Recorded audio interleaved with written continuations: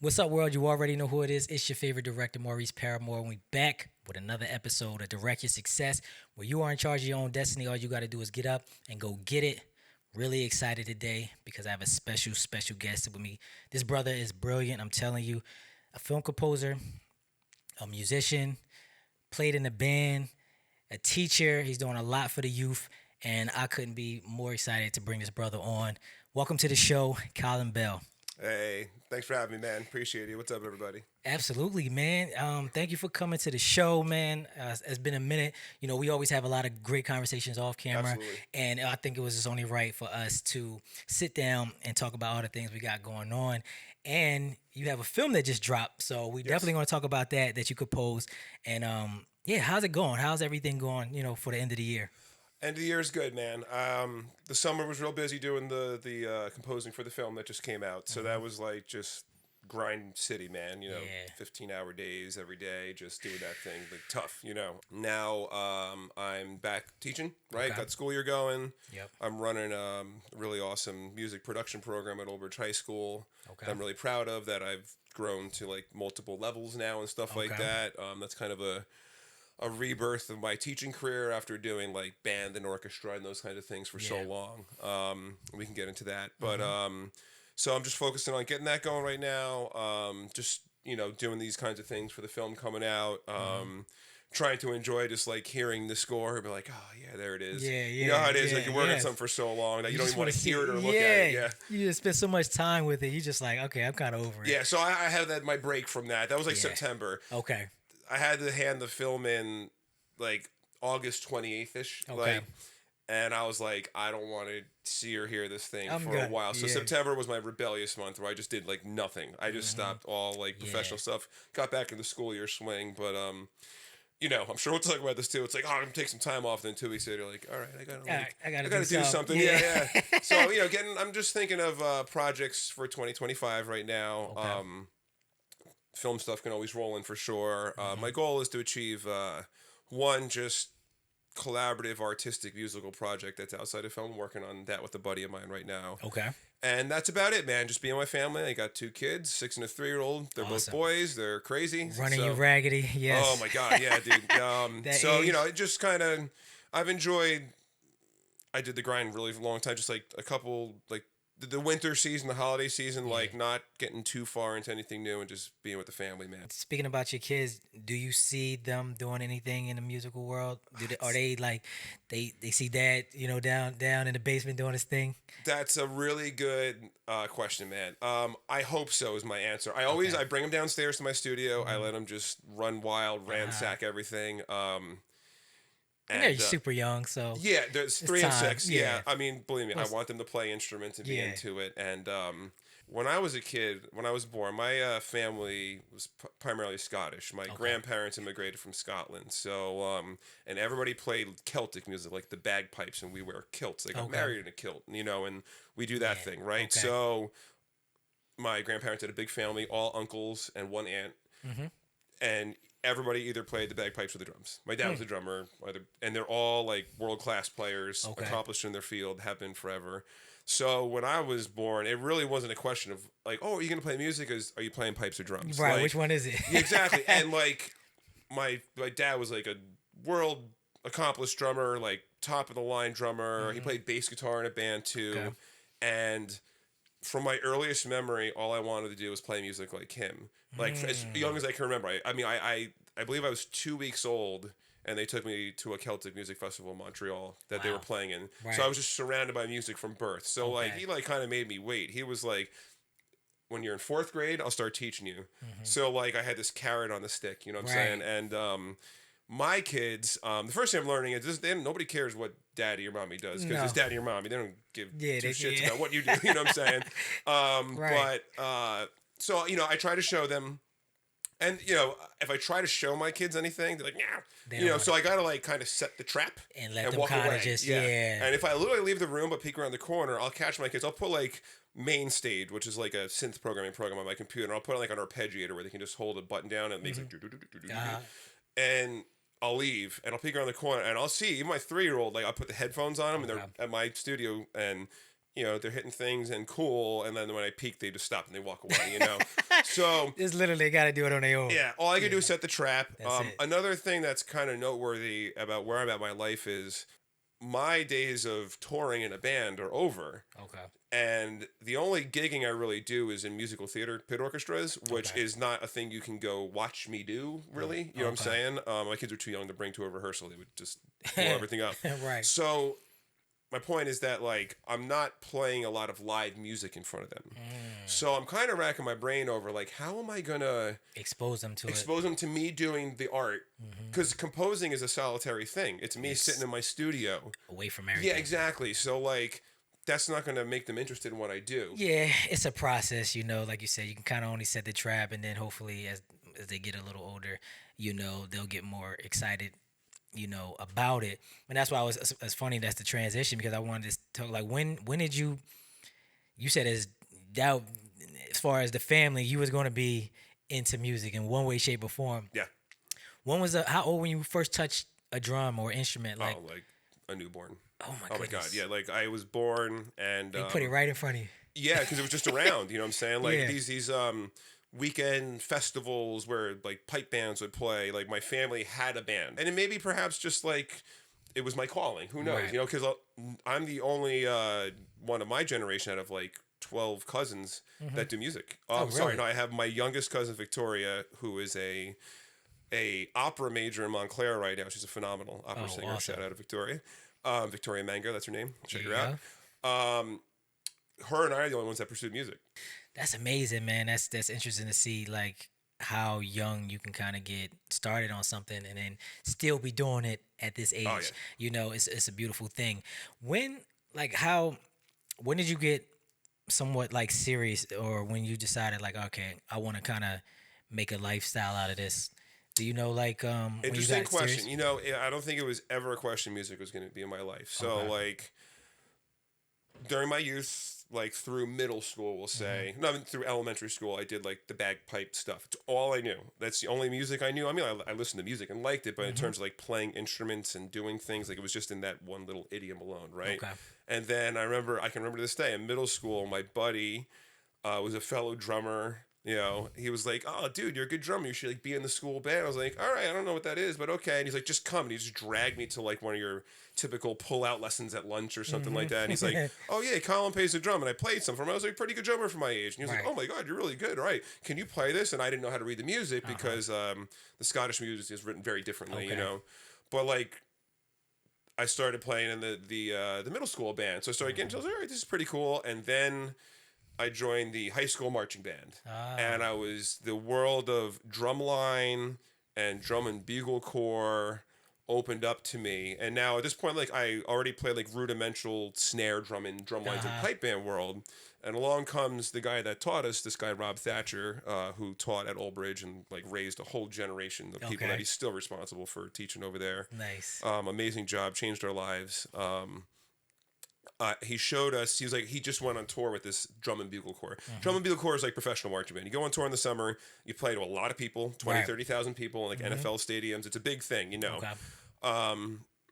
And he showed us like a video of the group he just toured with, and they had like 10 snare drums and 5 tenors, and it was this huge thing. And it was recognizable to me because it had the snare drum stuff, but it was totally different in an NFL stadium in front of all these people. I was like, what is that? I can remember the videotape to this day, seeing that.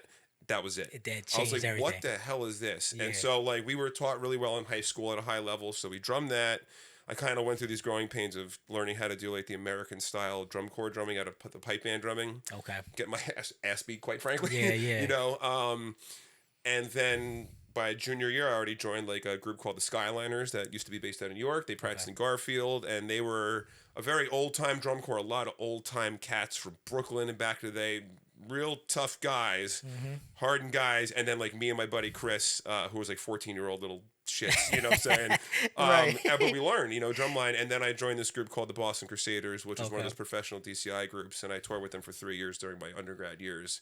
And that was like living on a bus for 90 days, touring with like multiple trucks, huge operation, man, 150 musicians, kitchen truck, Yeah. state to state, touring all over North America. And that's where like I did that at the highest level, got to play in front of all these crowds.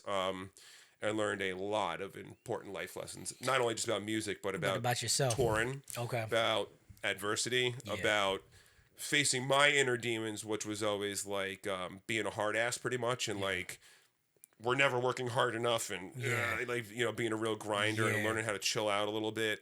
It was really important for me, and I just man, I've been fortunate enough, from starting with my father, to have just a line of just unbelievable teachers and mentors in the music space along that. guide you, If I did not have these people, I don't think I'd be doing anything right now. I'd Yeah. probably be in a lot of trouble, man. You know.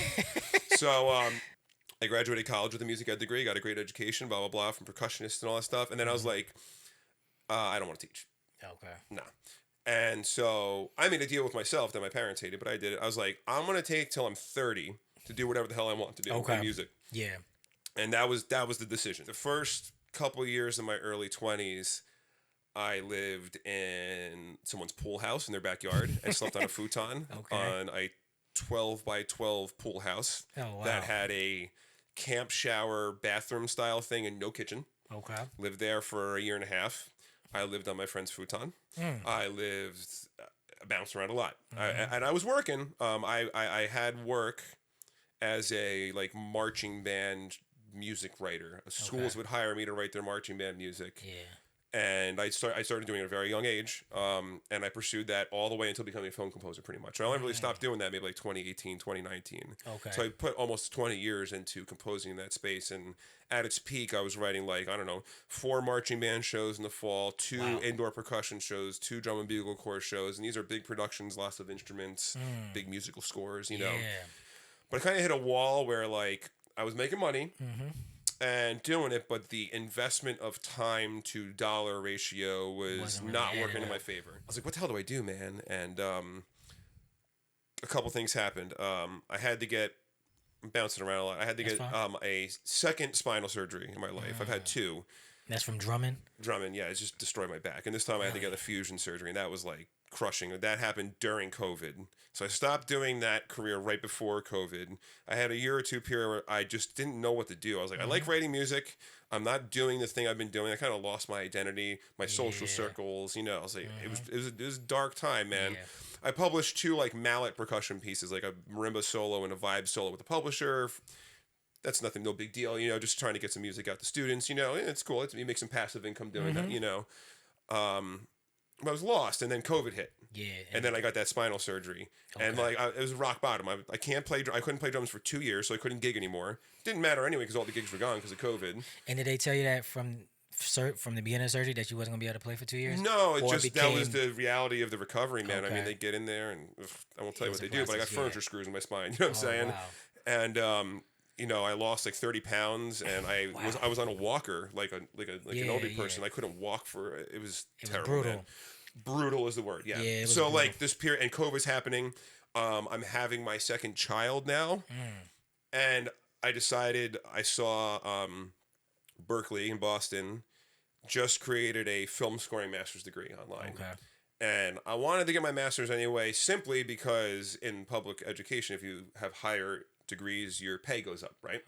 So I needed to get a master's degree to get the quote unquote pay bump, Right, Now, right. sometimes a teacher will just do like the simplest master's degree possible just to get the pay bump, keep it cheap, whatever. It's just simply a salary thing, Yeah.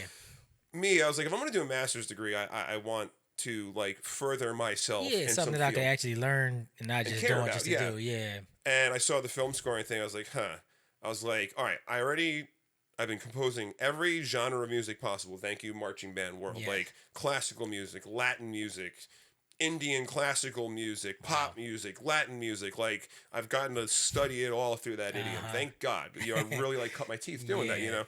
I was like, but film score, I was like, this is growth industry, man. I mean, streaming networks are just up. Yep. Podcasts, Yep. media scoring It's in general. open, yeah. I was like, there's upside to this and Yes. growth. Because So it's one of the few mediums that you can put so many different arts into it, right? Film, you have the music elements, you could put pictures, you could put you got the acting, it's so many different elements that you can combine to this one Mhm. medium. So it's endless, especially with the music. So Yes, and also, you know, I'm happy with that strategic choice because I like in general I like working on projects that are bigger than myself. The okay, marching band stuff was I worked with a design team that did visual stuff and other musical stuff. We all collaborated on this like giant production in the stadium, right? hmm In film, I'm working with a director and right, other people. Like I just enjoy working on really big productions, like really big projects that are almost overwhelming, hmm and like trying to work with people to a common goal. I'm you not so like much a lone wolf okay, artist, you know what I'm saying? you like the collaboration I aspect do, of yeah, it. because I You know feel what like I just mean? it makes me a better creator. I haven't really delved. I'm going to try it this year for the first time, but I haven't written much stuff just for myself in my entire Okay, life. It's always been like with a band for in this production, collection of other something stuff. like that. Yeah. hmm So, but I'm also glad too because we're talking about trying to make money and revenue, right? Yeah, And both the industries we work in right now, yeah, film and music and the shared space, is just collapsing on its face right yeah. now. So what am I going to do? Make albums and release them on Spotify and make nothing? Sense on the dot. No, I'm just going to make nothing. You Nothing. like Yeah, nothing. it's bad. It's bad. All that money and time and effort in, like there's not a direction. When I was in my band Echo Movement, you mentioned I was in a band, Yep. so bouncing all over the place. When I after my undergrad, those first couple of years bouncing around, I joined this band Echo Movement, which was a popular local band in like down by Asbury Park and stuff like that. We played Stone Pony, all the Yeah. venues down there, and eventually we grew to became a national touring act, and we hmm did several Warp tours, a couple of our own tours. We owned a bus. Yeah. It was a full time job I did for like a lot of years. hmm The two brothers, Dave Fowler, Steve Fowler, that ran the band. You met them at K Vibe when you came up Yes. there. Yes. They were all in. They had a cover band called Indian Summer Band. We would do 4 gigs in a weekend. Friday Whew. night, two double on Saturday, and Sheesh. Sunday. And they had all the shore venues on lock. And I mean, I don't know if you've ever Yeah. gone down there in the Yeah. summer. Yes. It is It's crazy. insane. But I want to talk about that because we don't really think about this when we kind of starting out, right? When we into the arts, before I did film, I did music. I was a producer. I was a hip hop artist. Before that, I was a DJ, Hmm. and then I became a filmmaker. That love, it was the love that got us into it, right? The Hmm. love that got us into it, that kept us going for so long. Never really cared too much about the money, Hmm. and then you get to a point when you realize you're, decades in, and now the shift kind of turns, and you're like, yeah, I kind of need money, or I'm doing a lot more work than I'm actually getting paid for. And then you hit a funny point in your life. I kind of like happened to me over the last couple of years where it was like, okay, you grinding, you see your career moving and moving, and then you kind of look back and you're like, well, I haven't really made any money. Like, how was that when you said like you was doing certain things and then you got to a point where it's like you was doing a lot more work than the money was coming Yeah, in? yeah. Is that like a weird kind of like place in your life or a transition where you're trying to like how to I, navigate that? First and foremost, I'm fortunate again for my father because I feel like he instilled in me a lot of important things in the world, just networking and doing business in this space. Number Mm-hmm. one is the value of people. Yes. Like, I remember being just a little kid and he'd be like, hey, again, this is like in the Scottish pipe band. So Right. he'd be like, that's the guy from like the Scots Guards in Scotland. Mm-hmm. He's the best bagpiper in the world. I'm gonna go play with him, watch what we do here. Wow. And like I just learned how to network and like talk to people and how it's important to value people that like Yeah. and be cool and stuff like that. So I kind of always had that in me. Mm-hmm. And also, my father, he teaches a lot of these pipe bands, these cop pipe bands, stuff like that in New Jersey. I mean, he's taught like all of them at this point. I mean, Mm-hmm. like everybody knows who he is. Right. And those teaching gigs pay a lot of money. It's Okay. good money, and it's what he still does to this day. He's retired. He's still doing it. Still doing it. Wow. So like, it's not we're doing it just to make money. Yeah. But it was like the importance of like, yeah, I want to make X, Y, and Z on this Yeah. and that. So since I was a child, I had that kind of in me. So when I started trying to pursue work as a Mm-hmm. musician, even when I was a teenager in high school, I do gigs, Yeah. and like I'd be like, okay, what's the gig pay? Like I always treated That it was still. as I'm doing a job, So I think that served me well. But then that's great, and I'll let you finish. But that's actually a great perspective because a lot of times it's the opposite. We go into it Hmm. and never even think about the money, Yeah, and you're doing all these things and you're not getting paid your worth or whatever that is, whether it's high or low. But like you said, that wasn't your focus, but you kept this. It was a part of it. Oh yeah, You know, absolutely, yeah. and that's a great thing. I don't know if that was instilled from your. I guess it was instilled from your From an dad. early age, and then like Yeah. I carried it through every space I worked in, man. And sometimes I got stuff when I was younger. They're kind of looking at me like, well, I don't know what I'm gonna pay. Yeah. I was like, all right, well, let me know when you know. You got to have a diversified way of making money to the point of like teaching the students in like the music production program. The high school kids really they don't know anything about this stuff. At least the ones I'm teaching. Like I'm talking like just the value of people around you and how you need people and like meeting people, shaking hands, going to a thing. I feel like I'm just like they just don't even know what I'm talking about. So you got it. I'm trying to teach them to get out there. And I'm also teaching them how they can monetize their skills right now. For example, my second level class, we're learning how to put music to picture now. So what I did was I went on like, Pixabay or one of those things, and I found a couple sequences of a boxing fight that someone has royalty free on, and it's cool. I like the guys kind of like start off and they touch gloves, and then it goes to a like they have like a strobe light going. Okay. So it's kind of this slow motion thing. So what we did was we watched a bunch of scenes from different boxing movies, everything from Rocky to Creed to everything I could find. Raging And Bull. and what they have to do is they got to put music to it, but they also got to put the punch sounds in the Foley. I'm making them do that too. Yeah, nice. And we're talking about it being slow motion and how to make the punch sound like they have weight and some delay and all that stuff, right?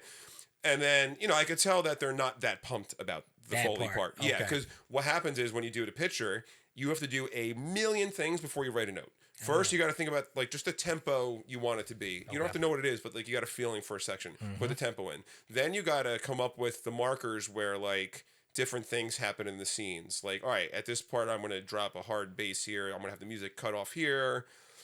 And then you got to figure out, all right, phrasing. For example, let's say I start a phrase like, oh, it cuts from black to a start of a scene and I'm dropping the music. And then I need the music to cut off 11 measures later. Okay. And 11 measures is a weird phrase. Like if I play an 11 measure phrase, it's not going to feel right to you. We want to hear things in twos and fours. Okay. So I have to teach them how like, all right, well, if you got 11 bars, you can do like an 8-bar phrase with kind of like an extra ending. You teach them the art.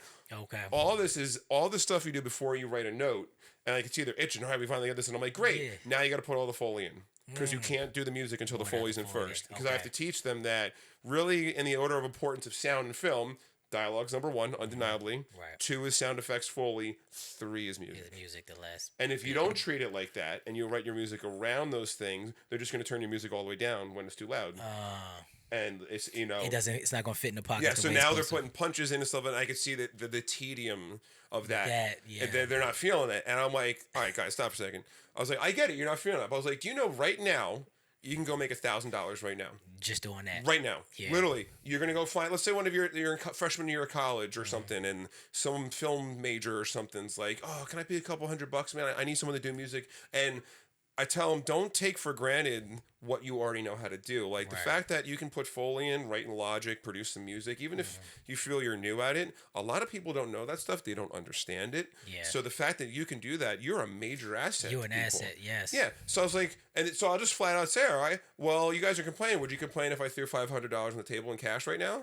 Like, no. All right. I was like, cool, then get to work. Sounds good. Yeah. Yeah. And then it puts it into perspective. Like, that's what this class is about. Like, we'll talk money. Yeah. Like, this is, we're trying to do this. So if you want to do this for a living, you got to learn how to talk to people. You got to learn how to talk about money. You have to learn how to find work. Right. Okay. I mean, you did like communications, I think, was your undergrad, right? Okay. So what internship and company is waiting for you? Exactly. Nothing.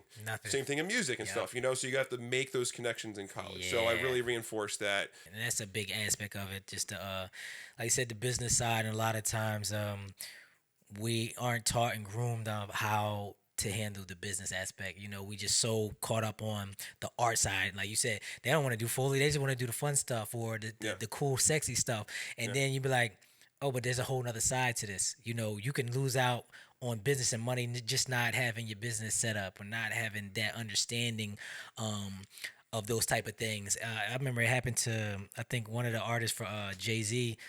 He was talking about, he did a hook on one of his songs, and he told him, like this song is about to go live. If you want to get a piece of this, you have to go form your company and all this other stuff. Yeah, LLC, yeah. LLC, right? He's doing all this. He had notes, and by the time he did, the song was already done. He lost out on it, and it was like, just Crushing. by not, yeah. Oh my God. Just not having this business set up. Yeah. So it's good that you're teaching them at that age and having that support system, because a lot of times we just don't have that direction and No. that sense of community of like, okay, this is the way to go. We just only know if you and all your friends know how to make music, but nobody's been taught the business side, Yeah. LLC, how to structure taxes and all this stuff. You could miss out on a lot of opportunities and money just from that in general, or somebody be taking a piece of the things that don't belong to you. Right. I mean, belong to them. I was taught that the three most important things to kind of like, make that connection, get that break, meet the right people, etc., is this exact order. Number one, be cool. Like, just like be cool to hang Be out you, with. yeah. Don't make it like generally be interested in other people. Like, Yeah. don't sit there like, oh, I'm just gonna try to angle in and make sure Act you know like what I it, do. yeah. Like all layman like that. Number two is to get lucky and be in the right place to be Right. cool. And then number three is be talented. Number three is be talented. Because I mean, how many talented filmmakers and music people are out there in the world? So many. So many of them. But a lot of them don't have number 1, 2 locked down. No. So like they just don't even open the door, man. And that are better than the people that we're looking at, that they have the talent, but why is this person so successful? They might have half the Yeah. talent, but they got the other things. Yeah, and as you well know, the game of any kind of stuff like making music, doing films. I mean, how much of is it doing the art versus all the other stuff? Exactly. I Art versus can't business. imagine. It's not even 50-50, Yeah, is it? No. No, man. The business side is and that's the portion that people miss out on. You know what I'm saying? It's like you think we spend so much time creating it, but the thing that's gonna make it, they say it was like an 80-20 thing. 20 the things you do the least makes the most money and all this. So Oh boy, that is Yeah, true. yeah, Yeah, so it's or like- the stuff you love the most. Yeah, yeah. Is the The- less money maker, and then Yeah. the stuff you like the least, putting Yeah. punches in a boxing film, for Yeah. example, right? Like, yeah, that Yes. makes the most money, and again, but you gotta be willing to do all. But those it's things. important. Yeah, you gotta understand what's important. Like I said, do you want to make money or you just want it to be a hobby?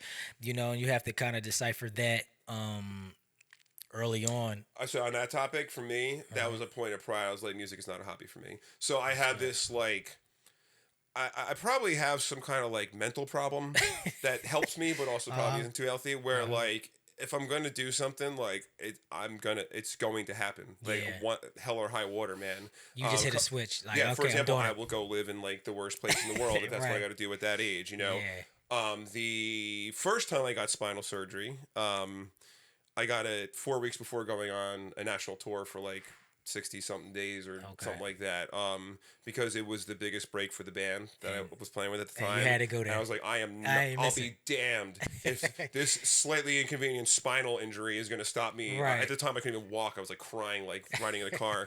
So I just went and got a quick spinal surgery. 4 weeks later, I still had a gauze on my thing. Ooh. My poor bandmates were like changing my back gauze and spraying wound You spray. serious? Dead serious. wow. I did a whole Warped Tour 4 weeks after getting spinal surgery. Oh wow. It was difficult, man. And it was- but I did it. You Not didn't smart. want to. I wouldn't recommend doing that. Don't do that. Yeah. But you didn't want to miss that Hell opportunity. no. That was No, important. it was the biggest break for me. We did a couple Warped Tours before that, but this one we got offered the entire tour on a really good stage. And that's where it's like, okay, you know what? I'm gonna say yes, and then I'll figure it out afterwards. Got to do that. That's it, man. Yeah. I mean, man. Because Like, if you think too much of always say something, yes. you'll talk yourself out of something, Mm-hmm. or all the things that you know is an issue will pop all the way up. And if it's like, okay, I'll figure it out. But if I sit before I say yes and think about, well, I don't really have the time. I got the kids. I got it. You would be like, I can't do especially this. once kids come to life. Yeah, Like, you can forget it. So, in terms of like the neurosis of like I'm never gonna be beat, I think some of that carried me through the spinal surgery, COVID, second child, master's degree happening all at the same time. Like I was almost having this crisis of conscience of like I left all this like 20-year band drumline arranging stuff behind. I don't have anything going on right now for the first time in my life. Right. What the hell am I going to do? It was so dark. I was so depressed, man. It was so bad. And I got really excited by Berkeley. I saw the program. And, Berkeley's not cheap. So I put I myself can imagine. massively in debt doing that. Okay. Don't regret it for a second. Okay. Because it changed my life. Damn, You can't put a price. Well, you can put a price tag on that. I won't They say what it did. is, but, Somebody did. I just took out the loans Yeah. and the financial aid, as you know, and then Yeah. just biting the bullet, man. But you know, like I'll make that money back. You'll make it I'll back. make it back. It's all good. Yeah. But it changed the trajectory of your career, Yeah, like a new and this beginning. like the neurosis part was just like it wasn't too bad when I started. I started the program. It was during COVID lockdown. So we're all home anyway, right? And I just had my second child, so he was a baby still. So like babies, there are a lot, but you can like put them in a crib and walk away when they nap, stuff like that. But it took me 2.5 years to do the masters. Everybody else I did it with like a year and a half. So I Okay. had to do only one class a semester because the workload was so It intense. was a lot, yeah. Couldn't handle it. Yeah. Okay. So it took me a really long time. And as my second child got older and started walking, it got real dark, man. Like really, really Yeah. difficult, really hard. Chasing after him. And I almost didn't think I was going to finish. I was close to the end, and I was taking became this too business much. course, I remember, which was ass kicking, and I just couldn't handle the workload, man. And this is somehow did it during the film. I did a film and that at the same time. Yeah, which is crazy. But the neurosis carried me. I'll just call it the neurosis. The like I don't care. You can light me on fire. I'm going to sit here and Yeah. finish this. You know what I'm saying? You'll have to kill me to stop me. Yeah. And I did it. That got me through my first film, got me through my second film. Yeah, I remember you was telling me the workload that you had for the first film. Yeah, they were both really intense. They both had to be Yeah. done in 4 weeks, and it was insane. The second one I just did though, which maybe we'll bridge to in a second, but Yeah. is that one really, for the first time in my life, really only right now am I kind of changing my approach. Like, you know, you probably do the same thing. You take every gig that comes your way for so Yeah. long just to get the money, Just get to the get the work, money. get the experience, get your name out there. And Yep. I've done that for a long ass time. And Me too. I've always, a big thing that I felt made me me, one of my tenets in life since going to college pretty much, undergrad when I was young, was I want to be the best. Not the best in a competitive session, but just like highly achieved in all three facets of music as I recognize it, which Okay. was playing music, writing music, and teaching music. Okay. And I feel that I've been done pretty well in teaching. I've taught this program at Old Bridge, and when I was doing all that drumline and stuff, like they are always very good and nationally recognized and awards and all that stuff, and they play great, and it's rewarding to work with them. So I've done that for a long time. Okay. Check. I don't really need to do that as hardcore anymore. Now I got my satisfaction out of the day job with the music production thing and stuff Okay. like that, Teaching, etc. yeah. Right? Yeah, I find different victories now. It's not so superficial where like, well, I teach an award-winning program interpret, Yeah. where like my ego's tied into it. Okay. Now I just enjoy watching the students grow when they go behind Logic and they don't know how to do a damn thing and they put like a beat in or something like that, and I Yeah. see their eyes go, "This is tough." Yeah, that's it. Like that's the moment. good That's what I enough. live for. Yeah. So Yeah. okay, education check. Writing music, you know, was that stuff for a long time, and now I'm going into film. So now I have a new way to try to like go for that in the film Yeah. space, right? Try to like I always need like some new mountain to conquer or something to try to push myself further. In terms of playing, I still gig and stuff like that, but Okay. one of the concessions I'm making, which is difficult for me to admit, is just simply like my drumming is not my top priority anymore, and it's hard to say that because I feel like I was gonna ask you that. Yeah. my pride, my manhood, all that nonsense was tied to playing drums. When I was in the reggae band touring around, I absolutely loved that my life was to wake up on a tour bus. I don't know what city I am. I got nothing to do with selling sound check, and I just took a pad and sticks out and I drummed for like hours. Like my goal serious? is to just perfect my To craft, be, yeah. nothing else. Yes. And as we get older, I'm reading this book called The One Thing. I can't remember who wrote it. It's Okay. a short book, but someone from the New York Times wrote it or something like that. Sorry, I'm not prepared with my notes No. here, but That's good. it makes a case that if you're focused down to one single thing, whatever that one single thing is, it's going to like expand and It's grow. going to expand, yep. Yeah. So now I'm trying to take that for the first time. Instead of trying to do everything, because I yeah. simply can't, the hours are in the day, I'm going the opposite now. Even in music writing, like there's things that like have come my way. I'm just like, nah, I'm good. Certain gigs, I'm just like, can't do No. it. Sorry. You know, where in the past you'd be like, yeah. Because I'm just trying to focus on the film composing thing right now.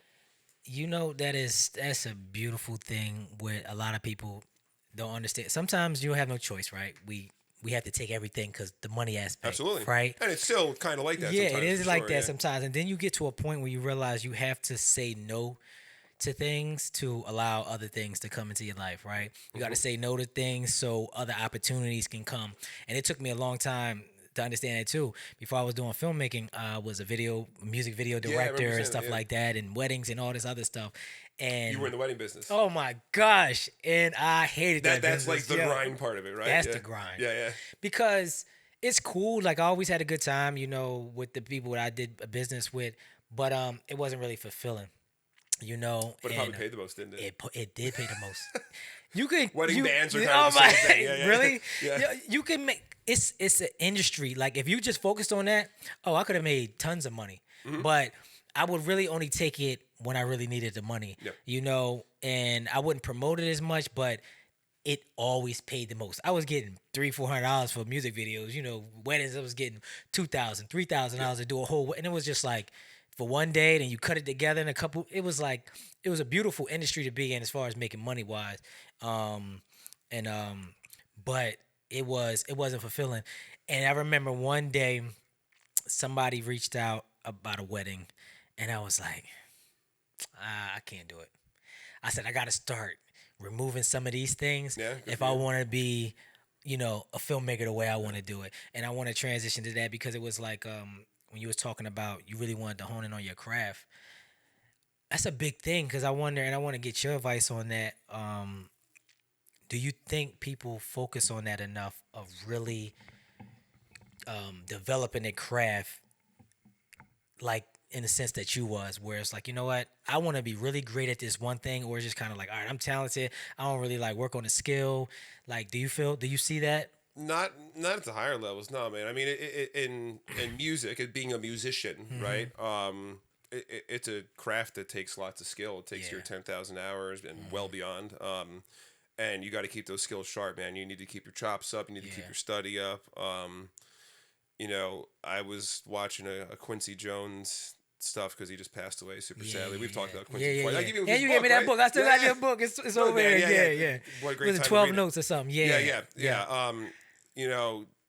That guy, you want to talk about honing your craft. I mean, that guy, early on, like being a jazz trumpet player for like some of the biggest people around. So that's like, all right, I got to be like one of the best trumpet players in the country. Yep. And then being Frank Sinatra's arranger. Okay, well, you got to be one of the best. It's fucking Frank Sinatra. Yeah. You know what I'm saying? Like the biggest dude in the world, and you're writing all his music. You know what I'm saying? Boom, done. So imagine the amount of craft work that took, right? Took to get, Then he moves to France to study with Nadia Boulanger, who taught like Aaron Copland and all these other composers.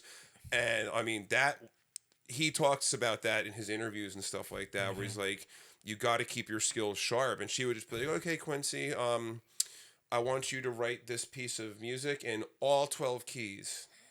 And that's like a real grindy ass thing to do. But that's when like you get your music chops up in your brain where you can just, hey, can you play that in D major instead of F? Yeah, no problem.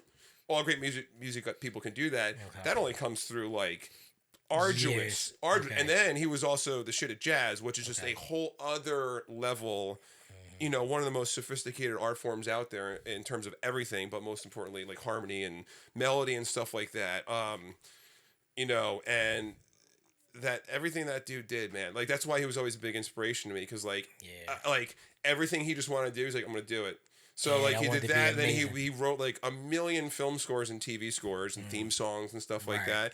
And now we're producing Michael Jackson. Right. And now we're starting Vibe magazine. And now, and it just on and on and on. And dude just knocks everything over. Yep. And then the last part of his life, on top of just constantly writing music, he's just like propping up all these young up and coming artists from everywhere. Yeah. He's world traveled, man. Like, so like that kind of sticks out to me. So back to your question. Just spouting off here. Like, no, anybody that's like, I just don't want to really practice this. Well, they're just not gonna be at that level. Then no, you gotta put your time in, and if you want to equate that to music composing, cool. Yeah, I gotta sit behind my computer for 20 hours a day and just like grind, and learn how this reverb plugin and practice my orchestral sequencing and write what works, write what doesn't.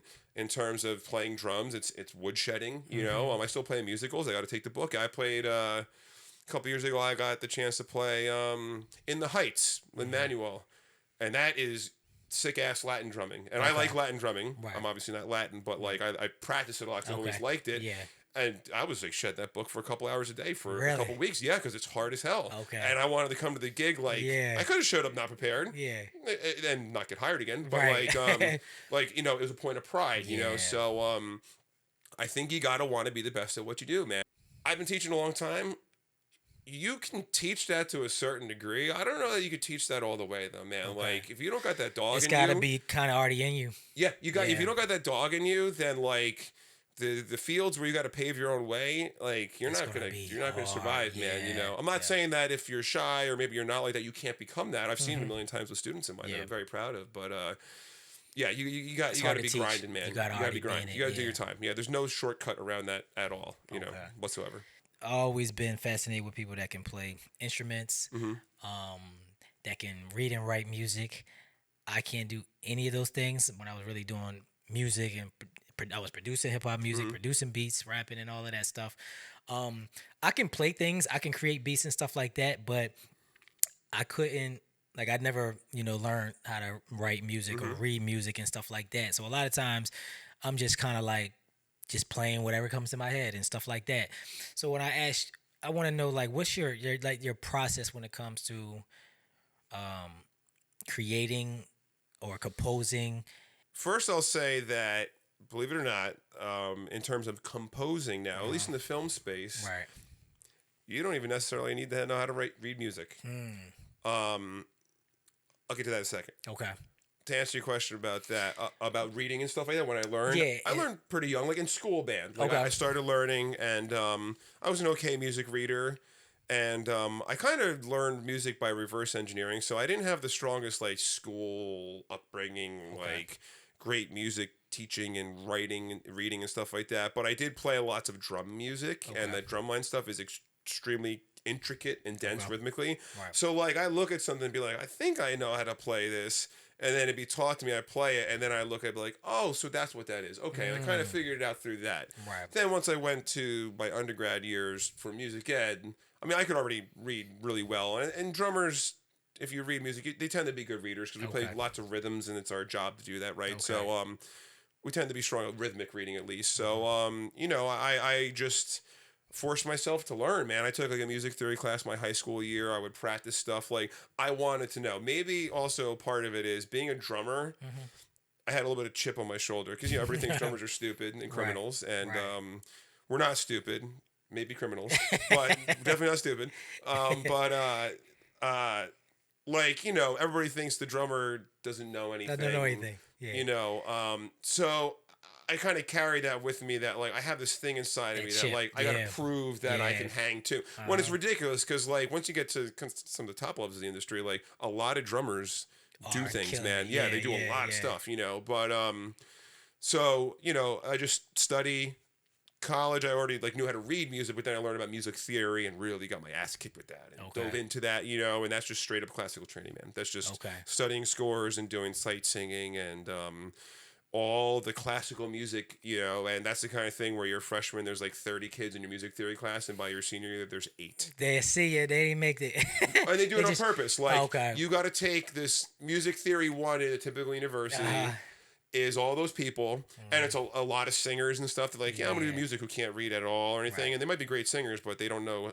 And that class is like 3 hours every day of you getting your ass beat by some grumpy ass MFer from like Juilliard or something who's like 8,000 years old, and they just weed you out. I'll never forget my first sight singing test where you go into the professor's tiny office, and it's just you and him, and he'll like.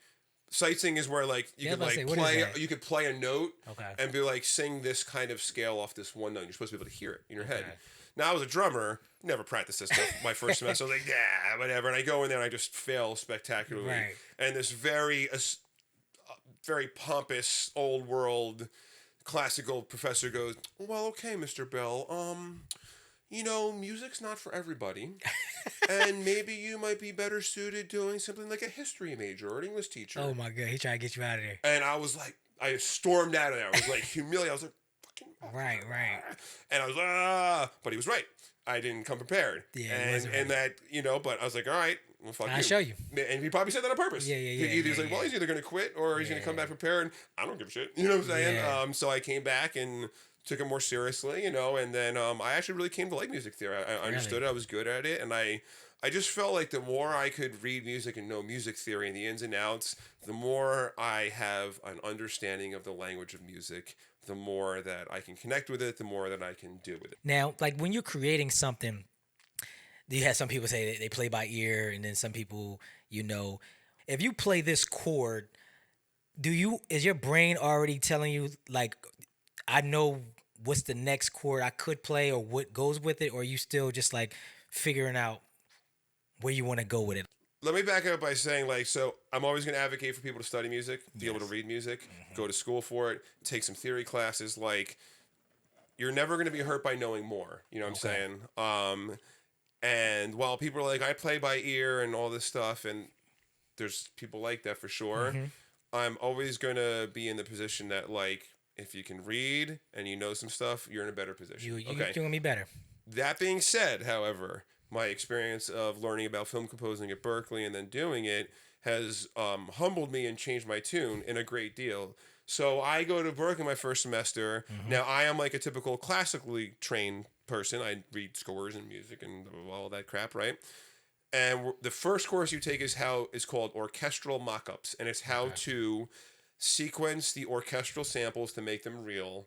So when you make your cues, because that's what you got to do. When you make a draft to submit a cue before you record the real people, it has to sound real. Now we have sample libraries that do that, and they sample every note, every instrument plays. It's beautiful. So you learn like the science of how to do that in the act, and it's a lot. So pretty much every week you'd be like, here's another John Williams score, sequence the whole thing. So sequencing is when I load up violin samples, cello samples, French horn sample, all the people in the orchestra, every instrument, and then you go and record yourself playing every single part of the keyboard. And the keyboard has this little knob on the end called a modulation wheel. You probably see it. You got two little, one of them makes the pitch go wee woo, and the other one's called a modulation wheel. And people are like, what does this do? These sample libraries are so intricate that they will record an instrument being played at like every volume level. So if I played like a trumpet, I play like a really quiet note, and I play like a really loud note. The really quiet note isn't just a quieter version of the loud note. It has a completely different sound to it, right? Makes sense, right? Yep. The loud note's like brassy and like edgy, and the quiet note has like a rounder tone. It sounds different. So they sample all these different levels, and then what the wheel does is it allows you to play like a real musician. So when I slide it up, it will sound like a trumpet player, for example, is going from that quiet tone. Like I'm going, open it up. The wheel does that, and that's how we achieve lifelike performance. So when you use these samples, you have to be a musician. Number one, you got to play the parts and you got to record them. So if that takes you one note, one bar at a time, so be it. If you can hack it because you got piano chops. So immediately you got to have some piano chops to do this, right? And you got to and they taught you got to play it. If you just like click the boxes on the MIDI grid and enter it's not going to play the same sounds way? mechanical, it's wrong. Yeah, it doesn't work. So Does now that you got to flow? take an entire score, violin 1, violin 2, viola, cello, bass, flute, oboe, clarinet, bassoon, French horn, trumpet 1, trumpet 2, trumpet 3, trombone 1, like the whole thing, and play every single part. And every week you'd be like, here's the next John. It was always John Williams because he's like the best. Here's like Harry Potter. Harry Potter's like, or Star Wars. Right. And you're looking at the score. Now, I was like nerding out on it because I came from that. Sorry. But there were people in my class that were not classically trained at all. They were more like rhythm section, and they were very talented, and they struggled with that. But here's my point: is that what I didn't know. I remember I raised my hand in class one day. I always tell this story, and I was like, when do we like write the music? And then the professor's like, what do you mean? What are you talking about? I was like, well, we're recording stuff, but like, when do we write it? Like on the music staff? He's like, oh no, you don't do that. And I was like, what? Right. I just didn't get it. Right. So even when you're listening to like orchestra music, in a movie or something like that, nowadays the composer is not writing the notes on the music staff. No. They are recording it right into Logic or Cubase or Pro Tools or whatever it is they use. And I was like, hold up. I was like, record skip. Like I was like, you mean we don't, like, when we compose the music, we don't do it on the staff paper? They're like, no, there's no time for that. I didn't understand what that meant. No time means you have to produce these things in the DAW right away and send it, like the next day. So the very act of composing for the orchestra is now a by-ear thing, whereas before it was a pencil, paper, or music notation thing. My whole way of seeing music, chords, like you're saying, and textures and stuff, melody, I've always seen it as the dots on the page on the music staff. It's almost like I'm seeing the music in my head as it's playing. It's just how I've come to know music because I spent 20-something years writing it that way, right? Right. And now all of a sudden I'm writing for the orchestra by ear. I was like, all right, so that took a while to get used to, but my point was that we get to a point where we get to do a cool project where we get to compose some music for orchestra, and an Eastern European orchestra called the Budapest Scoring Orchestra will record it, and you run the recording session remotely. Okay. So this is why I went to Berkeley. Okay. Like, I did that 3 times. So I did pretty much what every composer does, unless you were at the tippy top of Hollywood and you're using LA musicians. Okay. You're probably using some kind of remote orchestra in another country because they're not union and they're cheaper. Okay, so that Budapest Scoring Orchestra is on a lot of Netflix films. I think Wednesday. Oh, really? Wednesday. Mm-hmm. Budapest Scoring Orchestra. Get Out. Budapest Scoring Orchestra. Really? Yes, because they're cheaper and they will work like dogs. They don't have the union rule, so they will just do hours slamming away. Get it right. And then you're on like a Zoom thing with them. And then what happens is they do a take, and then you say something to them, and then they translate it to Hungarian. And then they tell the orchestra, and you go. In Berkeley, you got 12 minutes to record your 1.5 minute piece. That's it. Really? And you had to do everything. You had to first compose it in the DAW. Okay. Then you export the MIDI out and turn it into notation after the fact. Okay. Then you got to make a Pro Tool session out of it.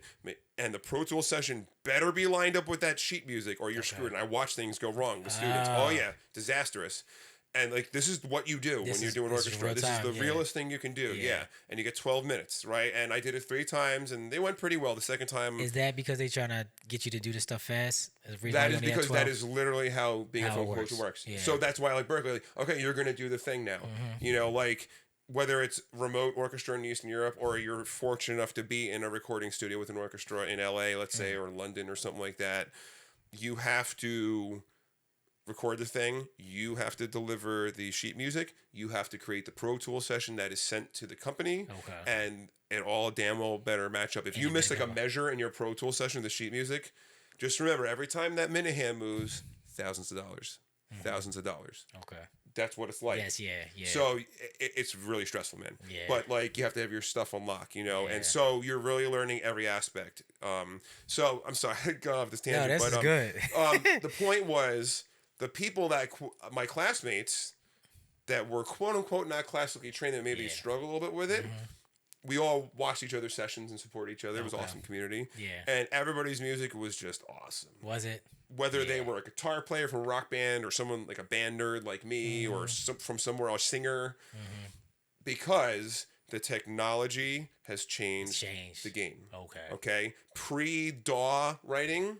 Different. You got to write on pencil and paper, and you got to be classically trained to really do it that way. Yeah, so that really limited it to a certain amount of people. It was humbling because I was like, wait a minute, these people that weren't classically trained figured it out because they're just like brilliant, talented people. They can just play the sounds and make great sounds, and then reverse engineer the. And I was like, son of a bitch, like so. You think that brings some kind of hate, like divide with the people? I think it's great. Now maybe. If you want to be an asshole, you know, you'd be like, "Oh, we had to do it this way. Now you get it this way." Yeah. So, well, you know, I'm not a big fan of like, you know, uptight academia, highly trained. I can't stand that shit, man. Not that I don't respect everybody in it, but like, I just the elitist attitude. I found it humbling, right? And I found it awesome. It was like, damn it, like, so that means like, if you got the talent in you and you got the DAW chops, anybody can do this. You in there, yeah. So that's kind of what spurred the idea to create the program in my school. Was I'm not doing this for the band kids, although they're welcome to take it. Right. I'm doing this for the kids that like making music, but don't know how to read music. It doesn't matter. And I try telling them, like, guys, like, you don't have to be classically trained. Yeah, like Danny Elfman, like Batman and Pee-wee, right, and Edward Scissorhands. I'm pretty sure he really couldn't read music that much, if at all, when he did Batman. Okay. Really? Yeah. And listen to what he's written. Yeah. Fucking like iconic, one of a kind. Yeah. You know, a lot of the guys that are writing for orchestra right now aren't necessarily orchestra people. You know, so but they're brilliant composers and they're talented. And now that I can play a French horn, I can write something beautiful. I like that. and then you just bring the notation out afterwards. So it's really changed the game, man. You know, So it creates a lot of different opportunities for people that it has probably leveled the couldn't playing adapt. field, That's man. what I'm Yeah. saying. Whereas You like got to back be in the good. day, if you didn't have a piano and a classical training and Yeah. an orchestra to play your stuff, now right on my Mac, I can have lifelike samples play my stuff back. I can make beautiful sounding music that sounds awesome, and I can do it in the DAW. Things got to evolve, and like you said, to be able to do that without having to be in a big, studio or whatever. I watched some of the the Hans Zimmerman behind the scenes stuff, and he was telling me how he does his stuff, which is interesting as well. He's but one of the biggest people that really brought that like DAW first game in. Really? Oh yeah. He his like the way his stuff sounds has really kind of centered the approach, not necessarily directly around that, but just like the way like Batman, like the Dark Knight stuff and stuff like that, where like John Williams themes were like these really classic. Like John Williams still will probably write it on paper. Really? He's like the last. Yeah, like the He's last, the last guy. He'll record the entire orchestra together. That doesn't happen anymore. No. They track the sections separately, which is cool. It gives you more More ability control to to mix. But it's not an orchestra altogether. It sounds different. You know what I'm saying? So they do each instrument by themselves. Yeah, they'll do like just the brass, and just the woodwinds, just the strings, just the percussion. You have separation. Sections, Yeah. just the sections. Which is more handy, and also now too like. But it sounds beautiful together. Whereas, and this is why I'm really like inspired. Whereas like for a really long time, the orchestra, like when I talk about like instruments and different instruments and sounds, I like to think of them like crayons in a box, right? Whereas the orchestra used to be the entire box of crayons. Like you're hearing just the orchestra all the time. All together. Now we have all these amazing synths and stuff on our computer and ability to manipulate sound that you can mix the orchestra sounds with synthesizers and sample. Analog versus digital. Like, what's your kind of take on that? Because sometimes you'll see like behind the scenes, like a Hans Zimmer. Yeah. And he'll have all these board, what are the move boards and analog synthesizers, all these synthesizers the versus whole wall. It's like the whole wall. It's like all of that. Yeah.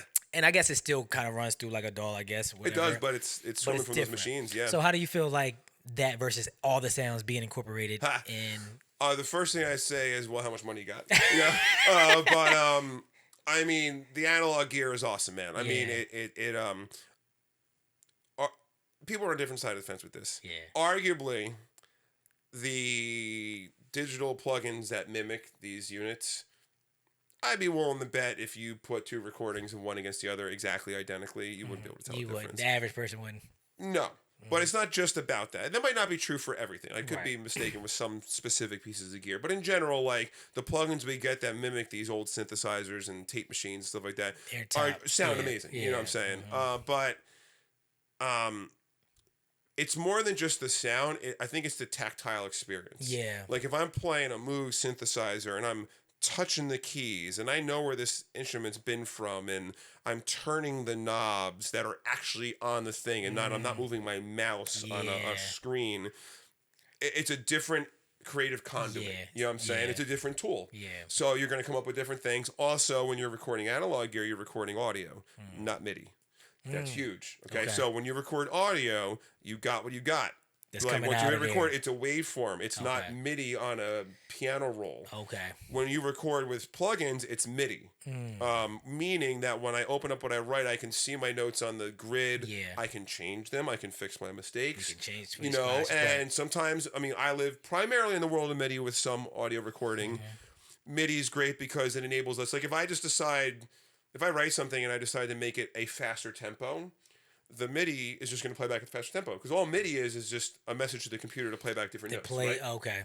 So Analog, you're capturing your real time performance. So if you change something, you can't. You can manipulate the speed to a certain degree, but like you got what you got. What's on there? So on there. it's the magic of just capturing the moment. You know what I'm saying? So if I have one.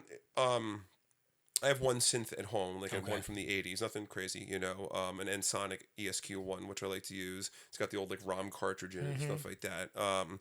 But I mean, dude, I've sat behind a Fender Rhodes before, and it's just like this thing's the shit, you know, like. So I think some of it might be the sound, but I think it's more the experience. It's giving yourself a different creative tool too, man. Like, I mean, I don't know if there's a way to. I mean, if you were cutting a film in, DaVinci or Adobe, whatever you're using, and you're making edits. But what if you were handling the film with a razor blade? Yeah, it'd be different. It's a Like, different how would you experience. make your creative choices? They'd probably be different, It right? would be different, yeah. Yeah, And that's so so, funny because when I was in college, they were still working on the Steinbecks and all of that stuff. You were working with...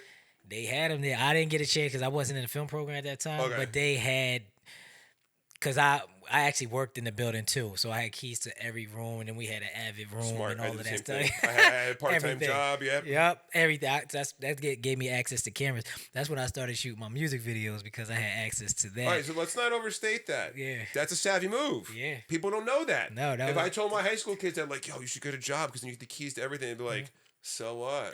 And I'm like, do you not get it? Do you Like, not understand what you're getting access you're probably to? at home, you had like barely nothing. Nothing. And now you're working in a building that has everything, you have the keys. Everything. And that's what I did that when I was doing music, and I did that when I was doing film. I had access to editing. I had the Macs. Back then you couldn't afford that stuff back in the day. Yeah. You know what I mean? So this was 2001 to 2006. So what was like, it wasn't all digital editing at that point still, or? So it was. That's what I'm saying. So we had an Avid room, which was amazing. So that was like the digital. It had everything. It had basically looked like a recording studio, but audio, kind of just like how Qua. Yeah, okay, vibe, yeah. Yeah, it's kind of like that. But then we had these other rooms, and I don't think they really focused on that, but they probably was like, okay, we'll show you this versus this. Yeah. And they had these Steinbeck rooms, which actually had the reels and stuff like that, where you actually had to cut and all of that. And I don't think I ever seen him. No, I seen people work on it, but again, I don't think. I think I think early, especially like my first couple of years, I think they were still shooting on film because we had just got into like some of the digital stuff. We got these Panasonic. I remember like yesterday. I think I might still have it. Yeah, this camera right here. So this when they got this camera, they had this camera back in when I was going through the communications program, and it was like the first like. One of the first like digital cinema cameras, the way it like captured and all this other stuff. So the point was, they were still shooting certain things on film. They would cut like just to kind of show you the ropes, but then everything would be digitized into Avid. So I think it was just kind of like, to give you a little bit of both. But this is where we're headed. Finally, I want to talk about the new film that just came out, Christmas Cowboy. Correct. The trailer looks amazing. It looks really good. It looks shot really well, and I was able to hear some of the pieces, that you composed. But before we, go to the actual some of the tracks, like what was the process like composing for that project? Did the director come up to you and say, "Okay, I have this is the kind of sound that I want"? Does he give you examples, or do he kind of just like say, "This is a Christmas movie. Give me some Christmas type music that fits"? What will happen is Qua will put a cut together. Okay. He actually let me watch like an earlier cut, which typically doesn't happen. And I watched it, and like it wasn't even paced right or anything, but just to get an idea. Okay, cool. And then once he gets like 1.0 cut together, he'll put a temp score in there. And he does a really good job. Now, people have different feelings about temp scores. Some composers hate them because the director like can't get off the temp score. Yeah. They can't get out of their head, and I mean, there's examples of people getting sued, composers getting sued, because what they wrote was too close to something that exists. Okay. Most like, people love to crap on John Williams about like Star Wars. Oh, that just sounds like this and that. It's like, well, yeah, they probably temped it with that, and they asked him to write it like that. So, So anyway, he sends a temp score. I like it because, when music comes in and out in a film is a very personal taste thing, and I am here as a service industry to serve the director's focus. You know what I'm saying? That's a tough pill to swallow for some musicians. Right. Like, your opinion doesn't matter in the end. Like, it's theirs. If you write the best thing in the world, like, this is amazing. They're like, yo, this sucks. This ain't it. I want this instead. You're like, this sucks. You got to find a way to give them what they want and make yourself happy, So, so Qua puts a temp score in the entire film, and he's very good at doing it. He spends lots of time. He'll find music from other films or songs. So that informs me on just like the general aesthetic and style he's going for, as well as where he's feeling music in and out. Okay. That's a huge help. So what I'll do is I'll sit down and watch it one time by myself, and I'll make a note on every single cue in and out and just a few basic notes. Okay. Then I'll go up to his studio in Jersey City at K Vibe and watch it with him, and I'll add to those notes. And I have a huge Google Doc of every single scene. Okay. And then he's like, all right, get to work, write a couple scenes. So that's the base we jump off of. This film did not come easily, man, Okay. you know, and I'll share some stories about that. So, first of all, like, I decided, first of all of a sudden, it was the whole thing has to be done in 4 weeks, Whew. which was not the plan. But if you think of a film as in a car assembly line going down the thing, right? Me as the music composer is one of the last people of the assembly line. Really, the person after me is the person doing the overall dub mixer, which is the person doing the surround sound mix and putting it all together, right? You know what I'm saying? So maybe we're the last two people, right? So way in the beginning of the process, when the people at the beginning of the process, maybe, I don't know, doing business or drag their feet, doesn't matter. Right. It's all good. But shit comes down later and later. And guess what? There's a deadline, and the film was bought before the score was finished, which is unusual. Yeah. Good, meaning the film's good. Yeah. So it was bought, and there was a due date. And then it was like, we needed 4 weeks. I was like, fuck. All right. Oh, shoot. Here we go again. And okay. is it, you already know exactly how much music you need for the film at this Yeah, I time? already have it laid out at that point, you know. But like 4 weeks is That's not fucking enough brutal, time. man. I wrote like 30 minutes of the film. Okay. I was like, let me give you, I have this idea to put it around a theme and all this stuff. I want to give you a complete idea of blah, blah, blah. Yeah. All right, cool. Go ahead. Sure. And I sent it to him, and he's like, I don't like any of this. Oh, my Like, goodness. none of it. At 30 minutes of it? Yeah. And then I did it again. This sucks. I did it again. This sucks. Now I'm like, uh-oh. What do I do? So he came to my house, to my studio. We sat down and talked. And he's like, yeah, man, no, it's not this, not that. And like, we were not... Not on the same page. It wasn't the instrument... Well, some of it was the instrument choices. Like, I was using woodwinds here and there, and he was not feeling that. So again, like, I was holding on to, like, I love woodwinds. I like that music. And, like, he wasn't feeling it, so I have to let that go. You know what I'm saying? Okay. So we were in agreement on, like, the instrumentation, which was pretty much, like, a really minimal treatment. It was strings, mostly strings. Okay. Piano. Sometimes acoustic guitar, steel string acoustic, because it took place in like a horse farm. It has like a cowboy aesthetic, so I like the acoustic guitar sometimes, give it a good flavor. And sometimes some woodwind solos, oboe, flute, clarinet. So I'm like, fuck, all right. And then like I rewrote, then I just abandoned the 30-minute thing after a while. I was like, all right, let me just try the first cue. Okay. I think I wrote the first cue 9 times. Really? It was like a 15-second cue. Oh my goodness. No. And I couldn't figure out. I was like, fuck, man. Like, what is it that's not working? And I finally learned, like, it was interesting. Like, it was a film that's based around, like, kind of family trauma. This girl's coming back to see her estranged family after 13 years. And there's a lot of flashbacks to, like, traumatic, almost abusive, not physically abusive, but, like, emotionally abusive scenes and stuff like that as a child. And so, you know, a lot of people would represent that musically differently, right? It's a very open-ended thing. Right. And it's a Christmas film. Yeah.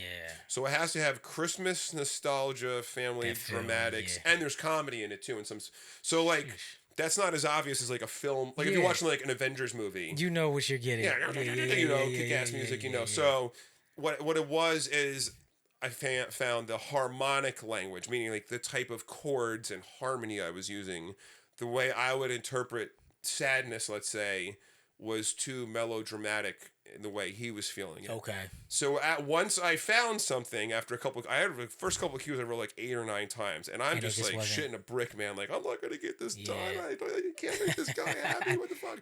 So now real quick is. How long did it take to do the 30-minute thing, and how long does each cue take you to kind of like get? Well, that's a question. The 30-minute thing took a while. This is before the 4-week edict came. Oh, okay. Well, no, actually, no, right when we got it. So I'm working pretty hard. So I mean, there are times I write an entire cue in one day, maybe 2. Okay.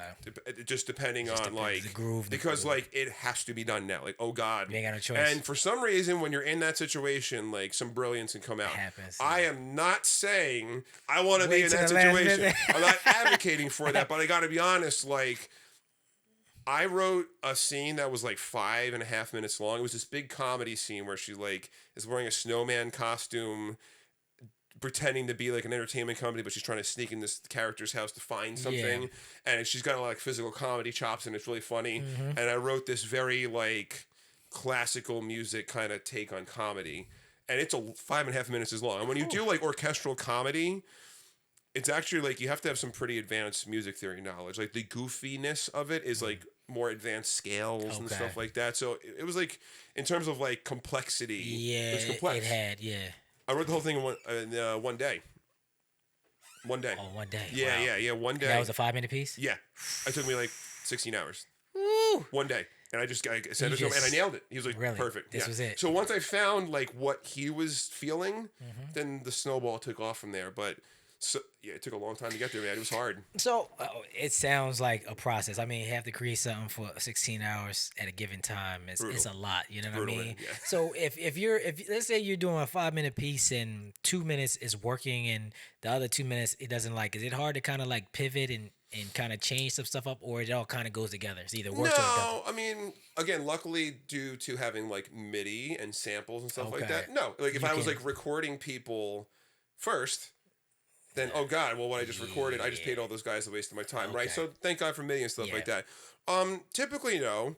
It could get challenging if like, you know, let's say I don't like this music, it's too fast. Can you make the tempo slower? Now you're in trouble because you know, you are making music fit to a particular cue and this and that. So if I change the tempo, let's say in the beginning of the cue, it makes everything else out of sequence. Everything. So now you got to go back. And when you're dealing with, luckily I didn't have to deal with this on this film. When I do these independent films with these guys, they typically give me a finished cut before I start composing. But that's not the reality in the bigger levels. There's stories of composers in the studio with the orchestra, and the producer, the director comes in and he goes, we just changed this scene and we cut like 6 frames out or 2 seconds. Yeah. And you're like it's not gonna you're fit. on the clock paying thousands of dollars every minute. Yeah. You're like, oh God. And you're rewriting it that second, you know. So it maybe not, but you know, if they really want you to redo the whole thing, yeah, it could be a pain in the ass, man. You know, but you know what that's like? Let's say you cut a behind the scenes piece or something to music, right? Let's say somebody's filming this and they just getting all the behind the scenes, us talking and drinking and having a good time, and then you cut it to this music, and then they say, oh, I like everything I saw, but I don't like the music, and you done cut everything to the music. So if you change the music, you have to change. You're starting over. Yeah. You have to, and it's like that's the worst thing. So it's kind of like that, where it's like it's not gonna fit no more. Because if I cut to this beat, boom, boom, boom, boom, and then you want something that's just like, it's like, well, it don't even fit no more. Because I made it to it's like a timing thing. So I get that. With the budget I was given, I was able to hire 2 string players, 1 guitar player, and a woodwind player. That was it. The end. Everything else was on me. There was also no money for an engineer, so I mixed it completely myself and delivered it.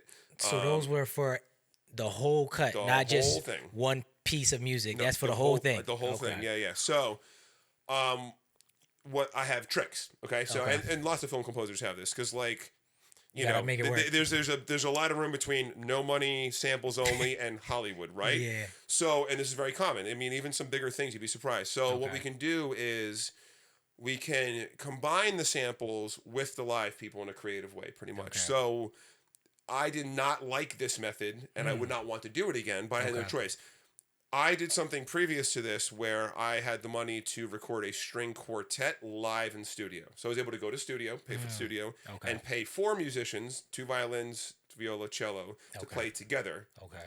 And then what I would do is I would take 3 of their takes, and I would layer with my libraries, and it sounded awesome. And I released them. It sounded great. Unfortunately, on this film, we didn't even have the budget for the studio time. So now I'm like, but now I could have very easily just went to Kwame and be like, all right, then I'm giving you samples at the end. I'm keeping all the money for myself. I am committed to not doing that because I know if I get real people to play, my music's going to stand out. It's going to have its own character. And also, I want to hire musicians because I'm not just going to give it all up to a machine. You know what I'm saying? And it's always better anyway. So I committed to this very arduous, timely process. So I have 2 string guys, Gabe Vale, Ansel Cohen, 2 my boys. They're awesome. Gabe is a kick-ass violin player. He owns a studio in North Jersey in Woodbridge called Big and Tall Recording Studios. Ansel also works there as a studio now. I met these guys doing musical theater. Ansel is a cellist. Killer dudes. Killer players. So I know I can hire them and do stuff. And also, not only because they're great string players, but they work in a recording studio. They play band instruments. They get how to record. They get that environment. That's rare, you know. So I said, hey guys, I can hire you for X, Y, and Z. It's going to be a fuck ton of work. Yeah. And are you down? Yes. And they were getting up at like 6 in the morning because they run a full-time recording studio. They are booked. Oh, okay. But They worked in this they piece. got, just going on the theme of the day, they got that dog in them. They're like, we want to do this film, so we're going to do whatever it takes. They were getting up at 6 in the morning so they could do my shit before, and I was setting the shit at 4:30, 2 hours before. Whew. I was like, all right, here's like 5 cues. Here's the music. Good luck. Yeah. So what they did was Gabe played violin 1, violin 2, and viola, 3 different parts. Okay. And Ansel played cello, and we tracked them separately. Not a fan of doing that. Strings are meant to play together.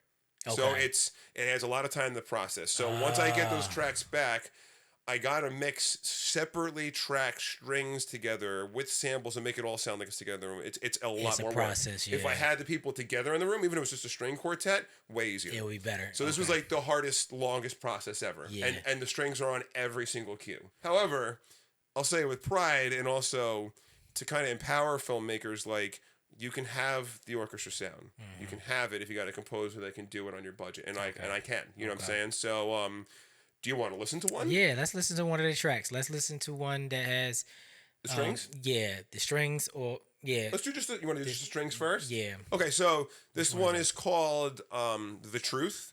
This is I just put a little snippet of a piece. This is towards the end of the film. It's between the two main characters, and there's a big like story reveal, and it's pretty emotional. So it's just a lot of like beautiful string orchestral music.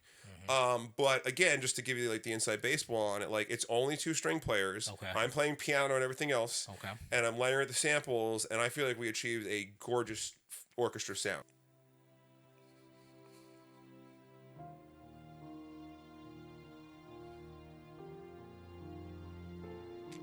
Two string players and you on Me the playing piano. Yep, that's it.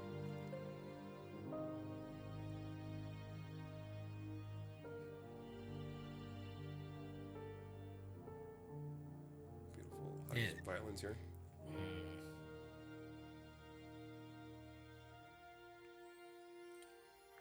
It sounds good.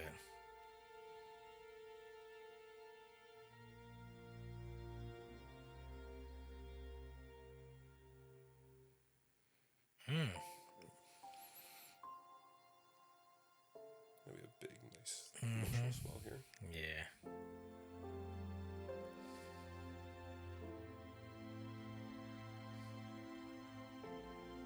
And they did the string separately.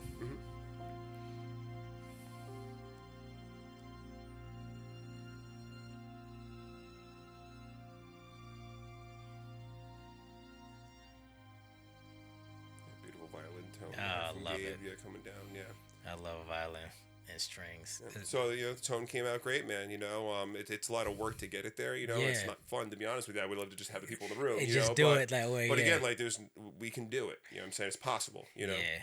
No, that sounds really good. Now when you writing this stuff, are you writing are you just writing the music and then kind of incorporating what instruments you're using, or you already have in mind that okay, this is going to be a strings part, this is going to be a piano part? Like, how does that work when it comes to music? I have it in my mind. You do I have mean, I in can mind. always pivot and change. You Okay. know, but like I'll go through the scene before writing anything and just put markers in where I think things should happen, where I'm thinking. At this point, this is towards the end of the film, so some of those themes were established already. So I was like, Right. all right, I'm going to drop like this person's theme here. Okay. And, I have like a pretty good idea, but sometimes I'll play around. I'll load up the cello and play a little bit. I'll be like, See, I like like- that better on the violin. Or Okay. So I think, it's always like the biggest details first, Mm-hmm. like the 40,000 foot view of like, full strings or pretty high violin or piano solo. Right. And then you kind of narrow it down to what the parts actually are, Okay. Trying to do it the other way, you'll You'll take forever, lose it. Okay. You got to strategize a little bit. Yeah, big picture first. Okay. And the amount of instruments that you're using and stuff like that, do you kind of base that on if it's a scene that's kind of like that's going to have more dialogue versus something that's just kind of going to be kind of like a lot of aerial type shots and stuff like that? Do you kind of like how much music you want to put in, or it kind of depends? Well, yeah, the scene. So your 2 examples, like an underscore with like a 2 shot or something like that, versus a bit aerial scene, like an underscore with like a kind of two angle shot of a over the shoulder conversation, right? That's very close, intimate. So the music, no matter what it is, needs to be close, intimate too. Also underscore, like, it's got to stay out of the way of the dialogue, right? So it can't be as busy. Whereas, if I have an opening scene of a big vista panoramic shot, the distance and the breadth of that shot means the music's going to match that. Bigger instrumentation, bigger sound. You know what I'm saying? What that is depends on what the film is, but in general, I try to, just going back to the crayons in the box, I try to figure out what the crayons in the box are before even writing the film either. Like, what is the color palette of this film?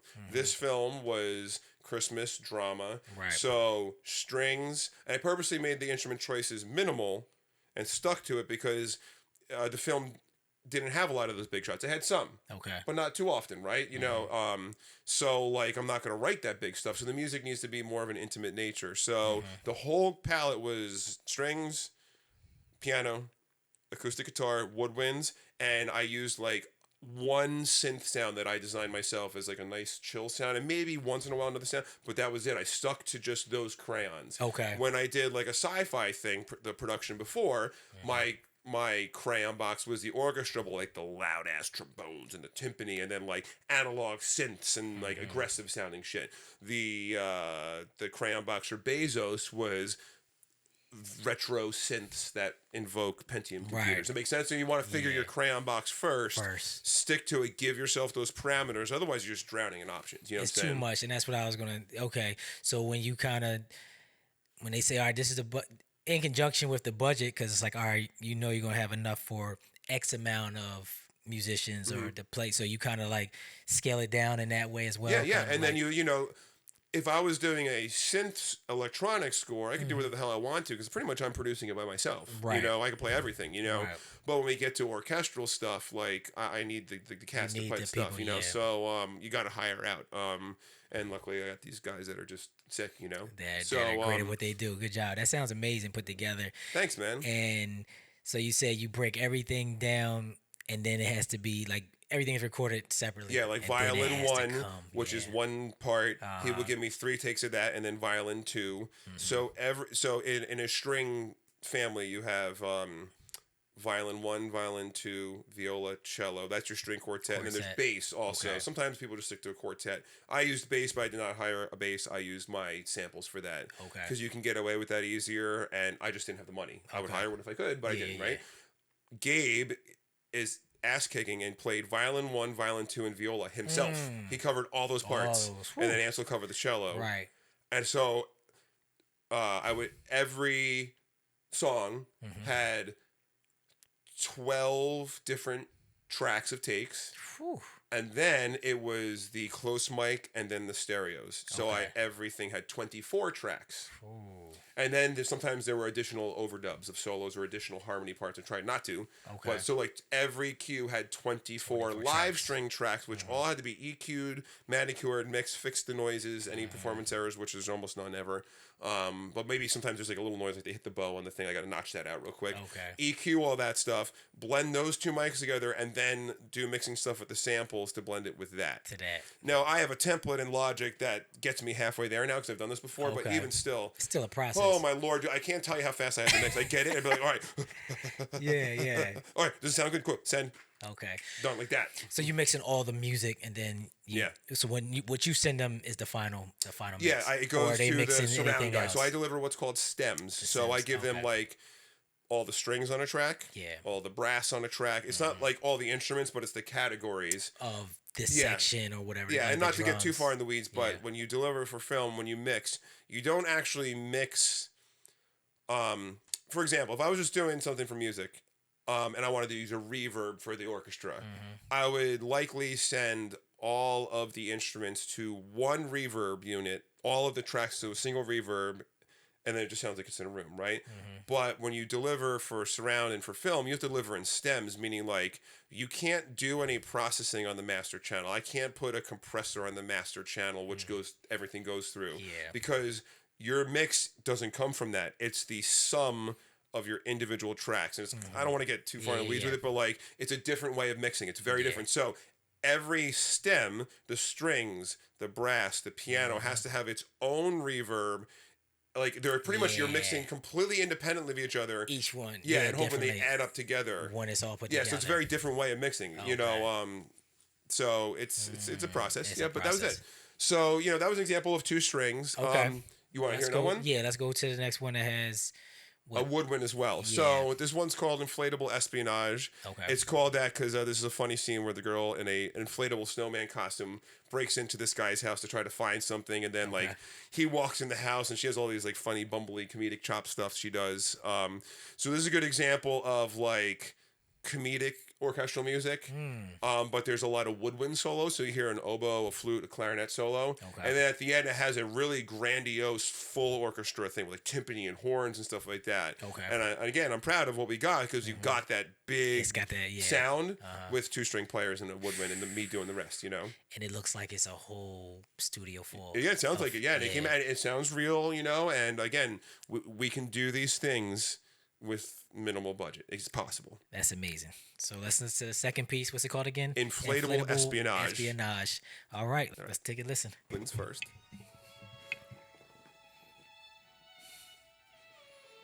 So the woodwinds made it into the film. I know you were having some issues earlier. Flute song. That's my boy Matt Lepic. Oh.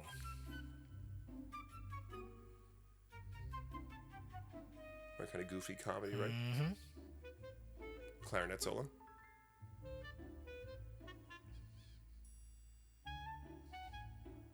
It puts you right into that comedic, that zone. Silliness, yeah. Yeah. There's some like sneaky around. Kind of Yeah, silly that's music. good. And it's going right to what we're seeing on screen. Mm-hmm. And now we're gonna get the big moment where she runs outside and runs away. Okay. Now she's running away.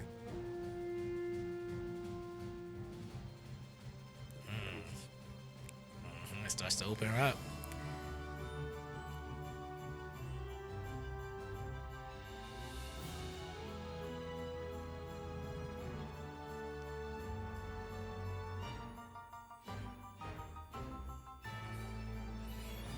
Put you right in that Home Alone type of vibe. I'm telling you. I'm glad you said that. That was kind of Listen. like the inspiration.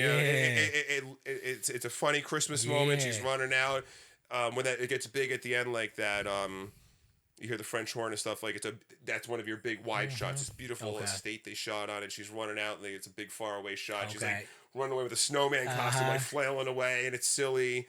And then right after the beginning, like the guy just looks at the door. He's like, oh, whatever, like the servant of the house or whatever, like his like assistant shuts the door and slams it. So it like has a tight ending, and the door kind of slam matches Right it, there. And it all goes right together. Yeah, the value of friends and people, man.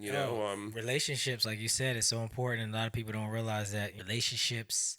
You be talented in the world, but if you don't got the right relationships, none of this stuff is going to happen the way that you want. So the fact that you maintain these relationships over all these years and being able to blend y'all minds and talents together to come out with these pieces is amazing. I have one more if you want to share. Yeah, I want to hear one more because that last piece was really good. Like I said, it had that Home Alone feel, like that I love so much. That music that is such. We missed the '90s. Oh man, stuck in it. I'm stuck in it. You know, dude. I know. But it's such an important piece to films, man. And it just it gave these films the character.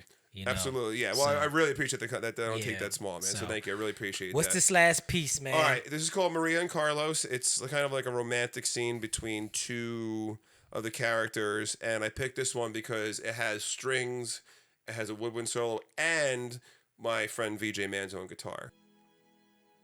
Clarinet solo. Okay.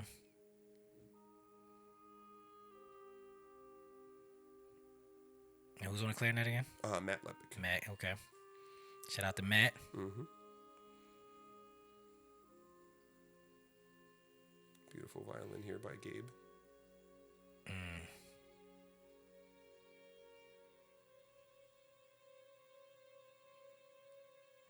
Love that tension. Yeah. Cello, Ansel. Okay. And here comes VJ on this beautiful line. I love the cello.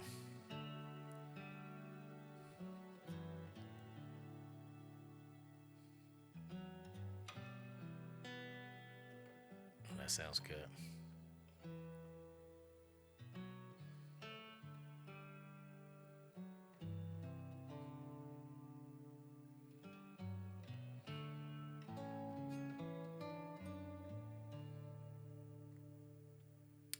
so that was VJ. Oh, that sounds So really that good. was the theme for that character's romance. Okay. Played on the guitar. You hear it in other instruments too, but that was his time to play it. Okay. I like the guitar in that moment because they're in a horse farm with horses. The character Carlos sees like an old horse trainer that she used to be friends with when she was young. He's got a cowboy hat on, so I like the sound of the acoustic guitar. Not because it just sounds beautiful, but like kind of matched the vibe It a little fit the bit. vibe of what they was going on in that part, and that's important. That's the beauty of being able to compose music to a particular film where you can really craft it and cater it to whatever the theme is. That's the fun part for sure. That you can't get just taking royalty free music and whatever is out there. Being able to really tailor music to the film is what makes a lot of these films great. Right. So Well, on that topic, if I could just quasi plug something, one thing that I'm working with Quali at K-Vibe, I'm not working with him, he is doing, and that I am being a part of, is he's starting a music licensing company. okay, So the stuff that I write, the stuff he does with other people, he's starting a music licensing company called Satudu that is aimed at giving filmmakers better options to music than that. like Okay. the royalty-free sites that you usually go to. I mean, I know there's some good stuff on there too, Yeah, for sure. yeah. But every piece of film music I do with him is going to go on there, Okay. and the goal is the licensing is going to be really cheap and affordable. Okay. Because I know even sometimes the royalty-free stuff it can cost you money. Yeah, it can cost, yeah. So he's loading up artists right now. They got a catalog up already, but like that's going to be coming out, and that's going to be a big part of it. Oh, that's awesome. So in terms of helping filmmakers, it's great because now you're going to get really quality music. Better music. Yeah. That is still just as affordable as the royalty-free stuff you get elsewhere. You know, but hopefully you will find it to be of a notch up in quality. You know what I'm saying? Absolutely. And then on the backside of just talk a little business, if I wasn't working on film, I could be trying to write music for libraries. Right. Not royalty-free ones, like exclusive libraries that TV shows pull from and stuff like that. Right. And you could make a ton of money. There's some people that their entire careers are making well into the six figures because they're library music. You'll never know who they are because they don't tell you. Right. But they're Right. making it. But you gotta first of all, just to get your stuff into the libraries is very hard. Just to find out how to do it, they purposely gatekeep that stuff. Second of all, it's got to fit a very stringent set of standards and tempos and instruments, blah blah blah. Okay. And then if you can get all that and get it into it, there's no guarantee that anybody will even see it on the website for like years. It could be 10 years. However, it could be very fruitful down the line. In 10 years, you could start making royalty money. Oh, like NCIS picked up my track for this.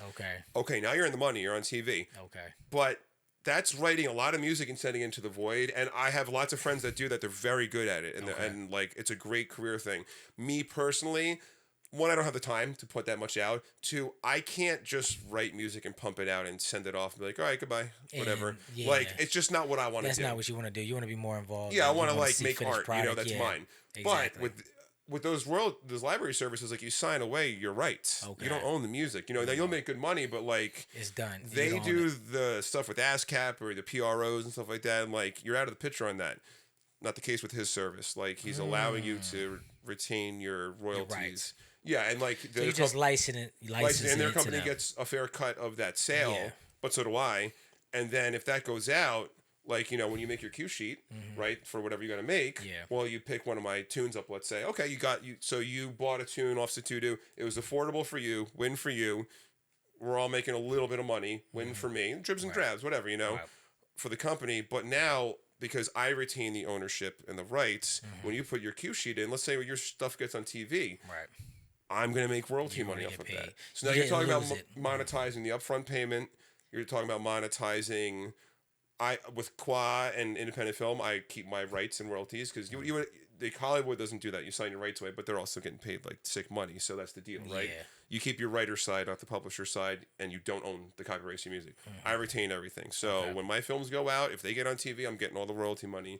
So now I have the chance to get paid to write music for a film and then put it in a library. Hopefully it will get bought over and over again by filmmakers. And then if that stuff gets out there and gets some kind of syndication or play, with the TV I'm going to get royalty off that. So I'm getting multiple revenue different streams. Ways. And that's a very smart business play where it's like, okay, it's not just me working with one filmmaker. You have that aspect where you just might work with one filmmaker, get an upfront fee or some stuff in the back end, however you're doing that.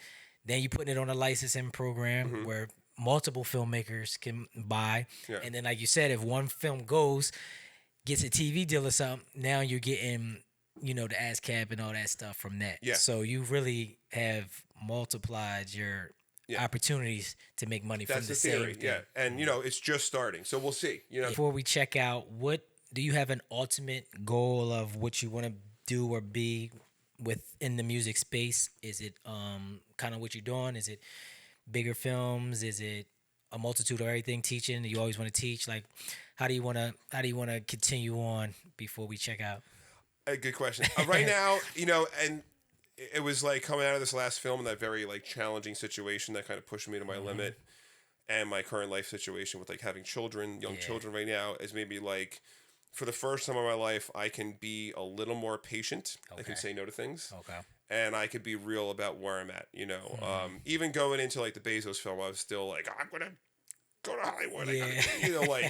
And just like, all or nothing kind of mentality. So right now, my goal, I have like a 10-year goal, I'm gonna say. Okay. Maybe like 8 years now, but like of 1 film, 2 films a year. Okay. That's it. That's cool. That's all I really want to do right now. I don't want to be in that grind mode 24/7. Gun it. No, I can expel that energy and kill myself and then recover. Yeah.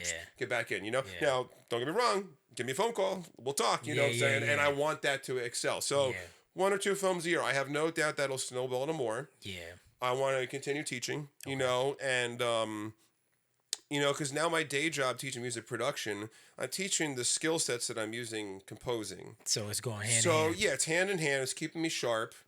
It's making me put further research into the field and stay current, not only for myself but for the sake of my students.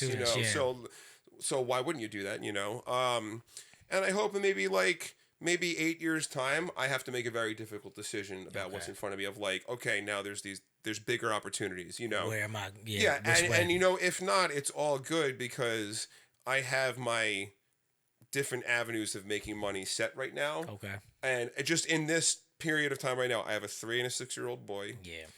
I love my family to death. It's all encompassing, as you know. Yeah. So I am not gonna mess that up for the sake of this. Yeah. If I had kids when I was younger, I don't know if I would say that. I might have been selfish enough to, but because I was still going for it. But I did my 20s on a tour bus. Yeah. I scratched that itch of going all or nothing in a band. We got to a certain level I'm proud of, didn't quite make it to where I wanted to go. Heartbreaking, stopping it, going back to being a school teacher, reinventing myself as a film composer. Now I'm a little more at peace. Like, dude, you're on your way. It's all good. Yeah. Just take one project and just execute it excellently. Keep meeting people. Get your ass out there. And the rest will work out. And I can actually be okay be with at peace that. with that, where I'm like, no, I gotta have the next 3 things. And I'm sure you understand. Like, you're paranoid about not having the next thing lined up. Not having the next thing and not running and gunning and not, having too much downtime. And, for me, it was everyday thing. Yeah. And if I took a day or 2 off, I would feel like, or let alone a week, it's like you start losing yourself. And maybe we have the same neurosis, perhaps. Yeah, because that's we call it that. Yeah, it's been me. That's been me for so long, and recently I've kind of slowed down a little bit and just kind of like, okay, I don't have Only to run 2 a gun. films a year. Only 2. We only did 2. Been doing like 2 films a year, and honestly, it's funny you say that. Like sometimes you work so much that you lose some of the other things that mean a lot to you.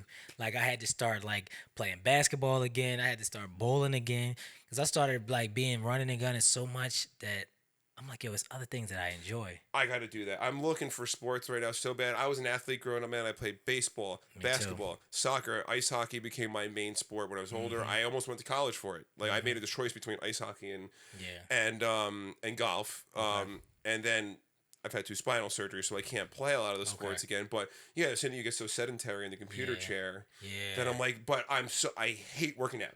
Yeah, I know you go to the gym a lot and stuff like that. Yeah, and that was like the thing that I wasn't doing for a while, and I'm like, and even that was like it's cool, and I actually hate the gym, but it's parts of it that I do like.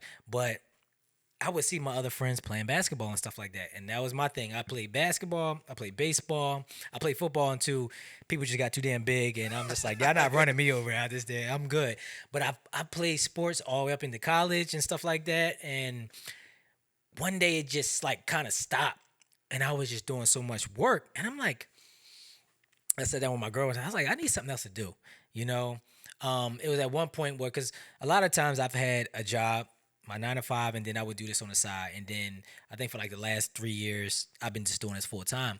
And sometimes when I'm not working, I have too much time on my hand. Like, I'm like, okay, if I'm not going to write today or edit, I have the whole day to do whatever, right? And then I start like losing myself. Like, what else am I supposed to do? What else can I do? Yeah, I'm just like going crazy. And I started to slowly start picking things up. And I'm just like, I gotta find other hobbies. And these is all the things that's just helping me become more peaceful, because like I said, I would just feel like I had the running gun. Because in my brain, the other part of my brain is like, I got like this taste for laziness or whatever, or at least in my thing, where I feel like if I'm not doing anything, I'm just being lazy. I'm just kind of like drifting away. Neurosis. Yeah. I struggle with this stuff. Yeah. I was gonna ask you, like,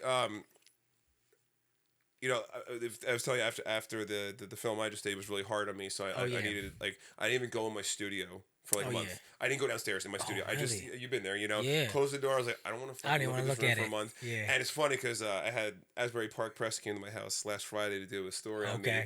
And now I've been down there since. I let my kids mess around, and I also just did another short film for one of my friends. But like, it was a disaster down there. Really? All my instruments are out. I haven't vacuumed. It is a basement, so there's like spiders everywhere. Some big ass spiders too. Oh, and like I had to get a babysitter so I can like clean my studio. Just to focus on that. Yeah, and it was nice to clean it up. But I was gonna ask you, like, I was searching for something. Like, all right, I know this like whole like, oh, I just need a break. It's gonna be temporary.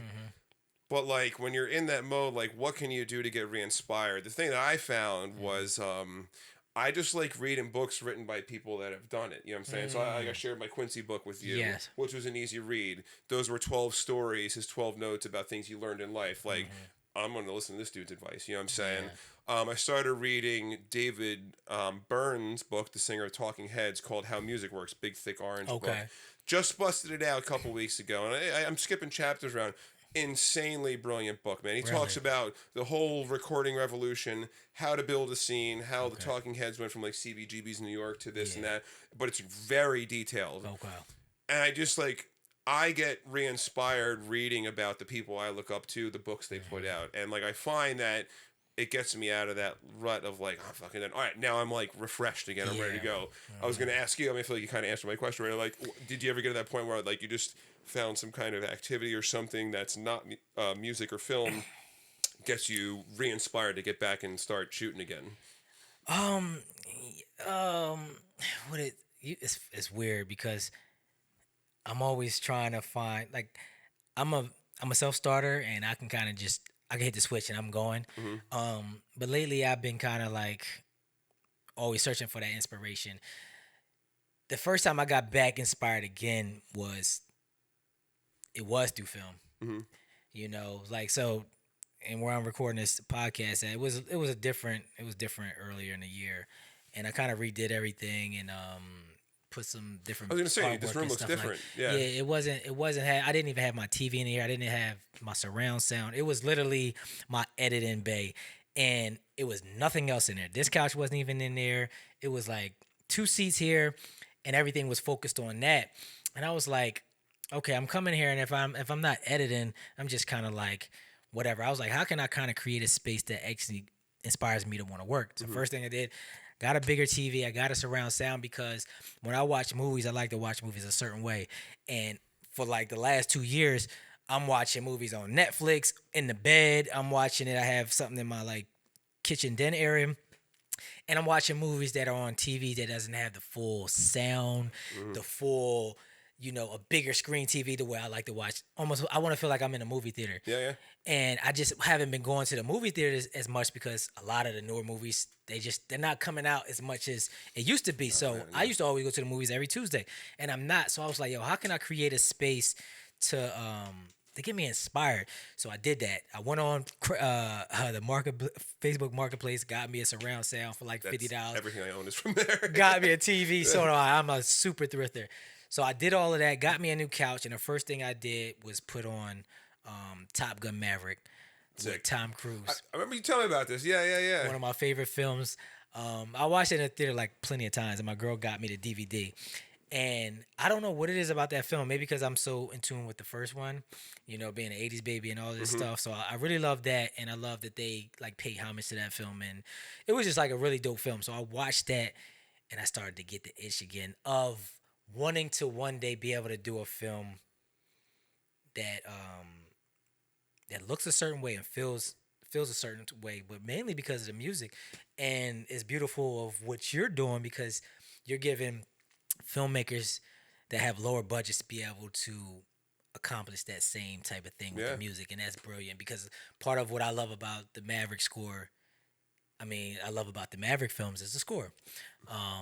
Do you remember the Top Gun NES game, Nintendo game? Do you ever play that? No. Yes. It was like hard as hell. Yes. But yes. I remember it had the cover. The theme song in the opening game, the doo doo doo doo. Yeah. And like I was so into that I remember recording the Nintendo playing the opening theme song on Nintendo on a tape recorder on my boombox. Are you and serious? I play it back and be like, fuck yeah. Yeah. That is amazing. I literally remember that on Nintendo. I had all the games. And these are the things that like you talk about other things, and that was like some of the things I don't have any because none of the kids, they don't play like they play like the new games, whatever these new things they do on like TikToks and all this.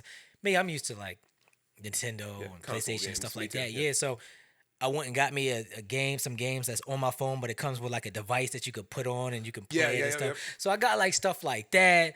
Like I said, just going back to bowling and just getting out more. Just kind of like, again, it let me be okay with being at peace, but it also made me like, okay, I had my time. Now I'm ready to go work. Yeah. So again, those things allow me to be lazy per se, quote unquote. Yeah. And feel okay. Is it being lazy though? It's not. It's just clearing your mind out for a little bit. I know. Yeah. We have a problem though because you're like, I gotta be doing. But now I'm like, I don't want to do that. I don't want to do 5 films a year. Yeah. I want to be at peace. Like I said, a couple films, I want to craft them a certain way. I want to have fun with them. Because I got to a point where I was trying to do films really fast, really quick, low budget, not no quality, but just fast and in a certain speed and a certain formula. And then you get to a point where it's like, you know what? Nah, I just want to do it a little different. Yeah. Put more time into it. Yeah, I'm just that's where I'm at right now. It might change, but I'm okay with like now I'm getting itchy again because again like I haven't touched any. I had to dust my old camera off and like how do you work this thing? I was putting some stuff together with the editing and I'm like, gosh man, you gotta really stay on your craft because if you step away for long enough, it's like riding a bike, but you gotta it comes back, but it gets you a minute. I was like, wait, how do I use this plugin again? What the hell? Exactly. Right, so you gotta stay on. I think also too like I think the more you do and accomplish, like the less you feel that you have to use suffering as like the way of proving you're legit. Yeah. When you're young and upcoming, you want to prove that all I do is work and grind stuff out because that's who I am because I'm trying to prove who I am. And then once you do a couple things and you establish yourself a little bit and you have some victories and some work behind you, you're like, okay, I don't have to like, and it's not even like you're proving it to anybody, you're proving it to yourself. You see yourself. You feel like if I'm not grinding it all times, then I'm failing and I'm not doing it. And now that like once you get a couple wins behind you and stuff like that, you're like, all right, like I can say that I need a break and I'm not a fraud for saying that, Absolutely. I'm just getting there myself and I'm of a certain age, and but you're getting there. Yeah, and it's healthy, man, because you gotta give yourself some time. It's not like you gotta like, hey, look, I work all the time. Look at me, you know what I'm saying? So and a lot of people, and we can close out after that, but it's like a lot of people around me help me with that as well. Even like when you just make compliments, like like you're doing it, and sometimes we don't realize that we actually are doing. We're already doing it. We're already doing enough. We're already going on that, that trajectory is already there, but we think we're not doing it fast enough or enough. But it's like, no, it's you're already doing it. Just keep doing what you're doing, type of thing. And a lot of people around me has helped me because sometimes people are like, I haven't done enough. And then people are like, well, yes, you have. You've done this. You've accomplished this. And sometimes it takes other people for me to just lay some things out that sometimes I can't see. Yeah. And it's Man, I feel that so hard. Yeah, it's like you need the external validation. When you get it's nice, but it doesn't come often. Let's be real. You know, I mean, like you have your film premiere. It's nice. It's a high moment for you. You know what I'm saying? And then the next day, poof, it's gone. You had the premiere and it's amazing, and then tomorrow everybody's gone, and you realize that the process was good, but that thing that you thought you needed, like that thing you was chasing, was going to change everything and make you feel. Yeah. That's not. It's never the right thing. back to the Because same it's always stuff to the next day. Yep. And these are all things in collection of like, slow down because you're running for something that you can never grab. You can never grab because it's only going to go higher, go further. And it's like, you know what? Let me just appreciate whatever I'm at, whatever I'm doing, and just appreciate it in real time as much as I can. Which is hard to do because Very hard. Making films is painful. It is. Yeah, but we live for it, right, man? Yeah. Thank you, man. Dude, absolutely. Thanks for having me. Pleasure. Great conversation, man. Thank you for coming down and giving us your wisdom in life and music and teaching and giving back to the youth. Absolutely. That means a lot. Like I'm proud of everything that you're doing. Congrats on the new film. Everybody go watch Christmas Cowboy. Where can we see it at? Do you know? Anywhere you can rent a movie. Amazon Prime, Apple TV, Google Play, all cable VOD. How do you work with filmmakers and stuff like that? Like, how do you work with budgets and stuff like that? Is you kind of depends on what their budget is or what you like. How do you work so people know? Not without giving. I'll start with the budget first, and I'll close out with where you can find me. You know, the first a lot of filmmakers don't. It's not that they don't know how to talk about money, but like they're scared to almost in a way because they assume that like if you're bringing a composer on, like they're already like, oh, I don't have the money for this, blah, blah, blah, you know. So first, I would say never assume anything. Right. Like talk to me. Second of all, it's my job to provide a variety of options for you. If you got some money and you want me to go to a recording studio with X amount of musicians, we're going to do that. Right. If you got like, you know, like an empty soup can and a shoelace, then, you know, we'll do something at my house. We'll figure it out. You know what I'm saying? So it's about meeting them where they're at and offering a solution that will give them what they want to need or hopefully surpass it. Right. Obviously honor my need to be compensated for my time and anybody else involved. And that's it, you know? And, you know, obviously I want to do this for a career and I want to make lots of money. Yes. Duh. No kidding. You know what I'm saying? But, you know, it's a step-by-step game. And like, I'm really blessed that I've been taught from an early age the value of people and like, you know, like if it's worth it for you and I like working with you and we can all be cool with what the work is versus the budget and stuff like that, then let's get to work, man. You know what I'm saying? I would rather work than not, you know, and, you know, some people are really like picky and shitty about money and stuff like that. And again, like I'm not going to do something for free. You know what I'm saying? Right. Absolutely. But like, you know, it's all about having an open, honest conversation. And I'll tell you, I'm willing to do and can do X, Y, and Z for you.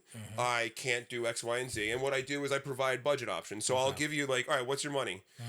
This and that. Okay, what do you want? Okay, I'm going to give you 3 options. I'll send you 3 spreadsheets. Okay. Boom, boom, boom, boom, boom, boom, boom, boom, boom. This is what this means. And maybe I'll even try to provide an example of my work of like, here's a bunch of musicians, here's a few, here's none. Got you.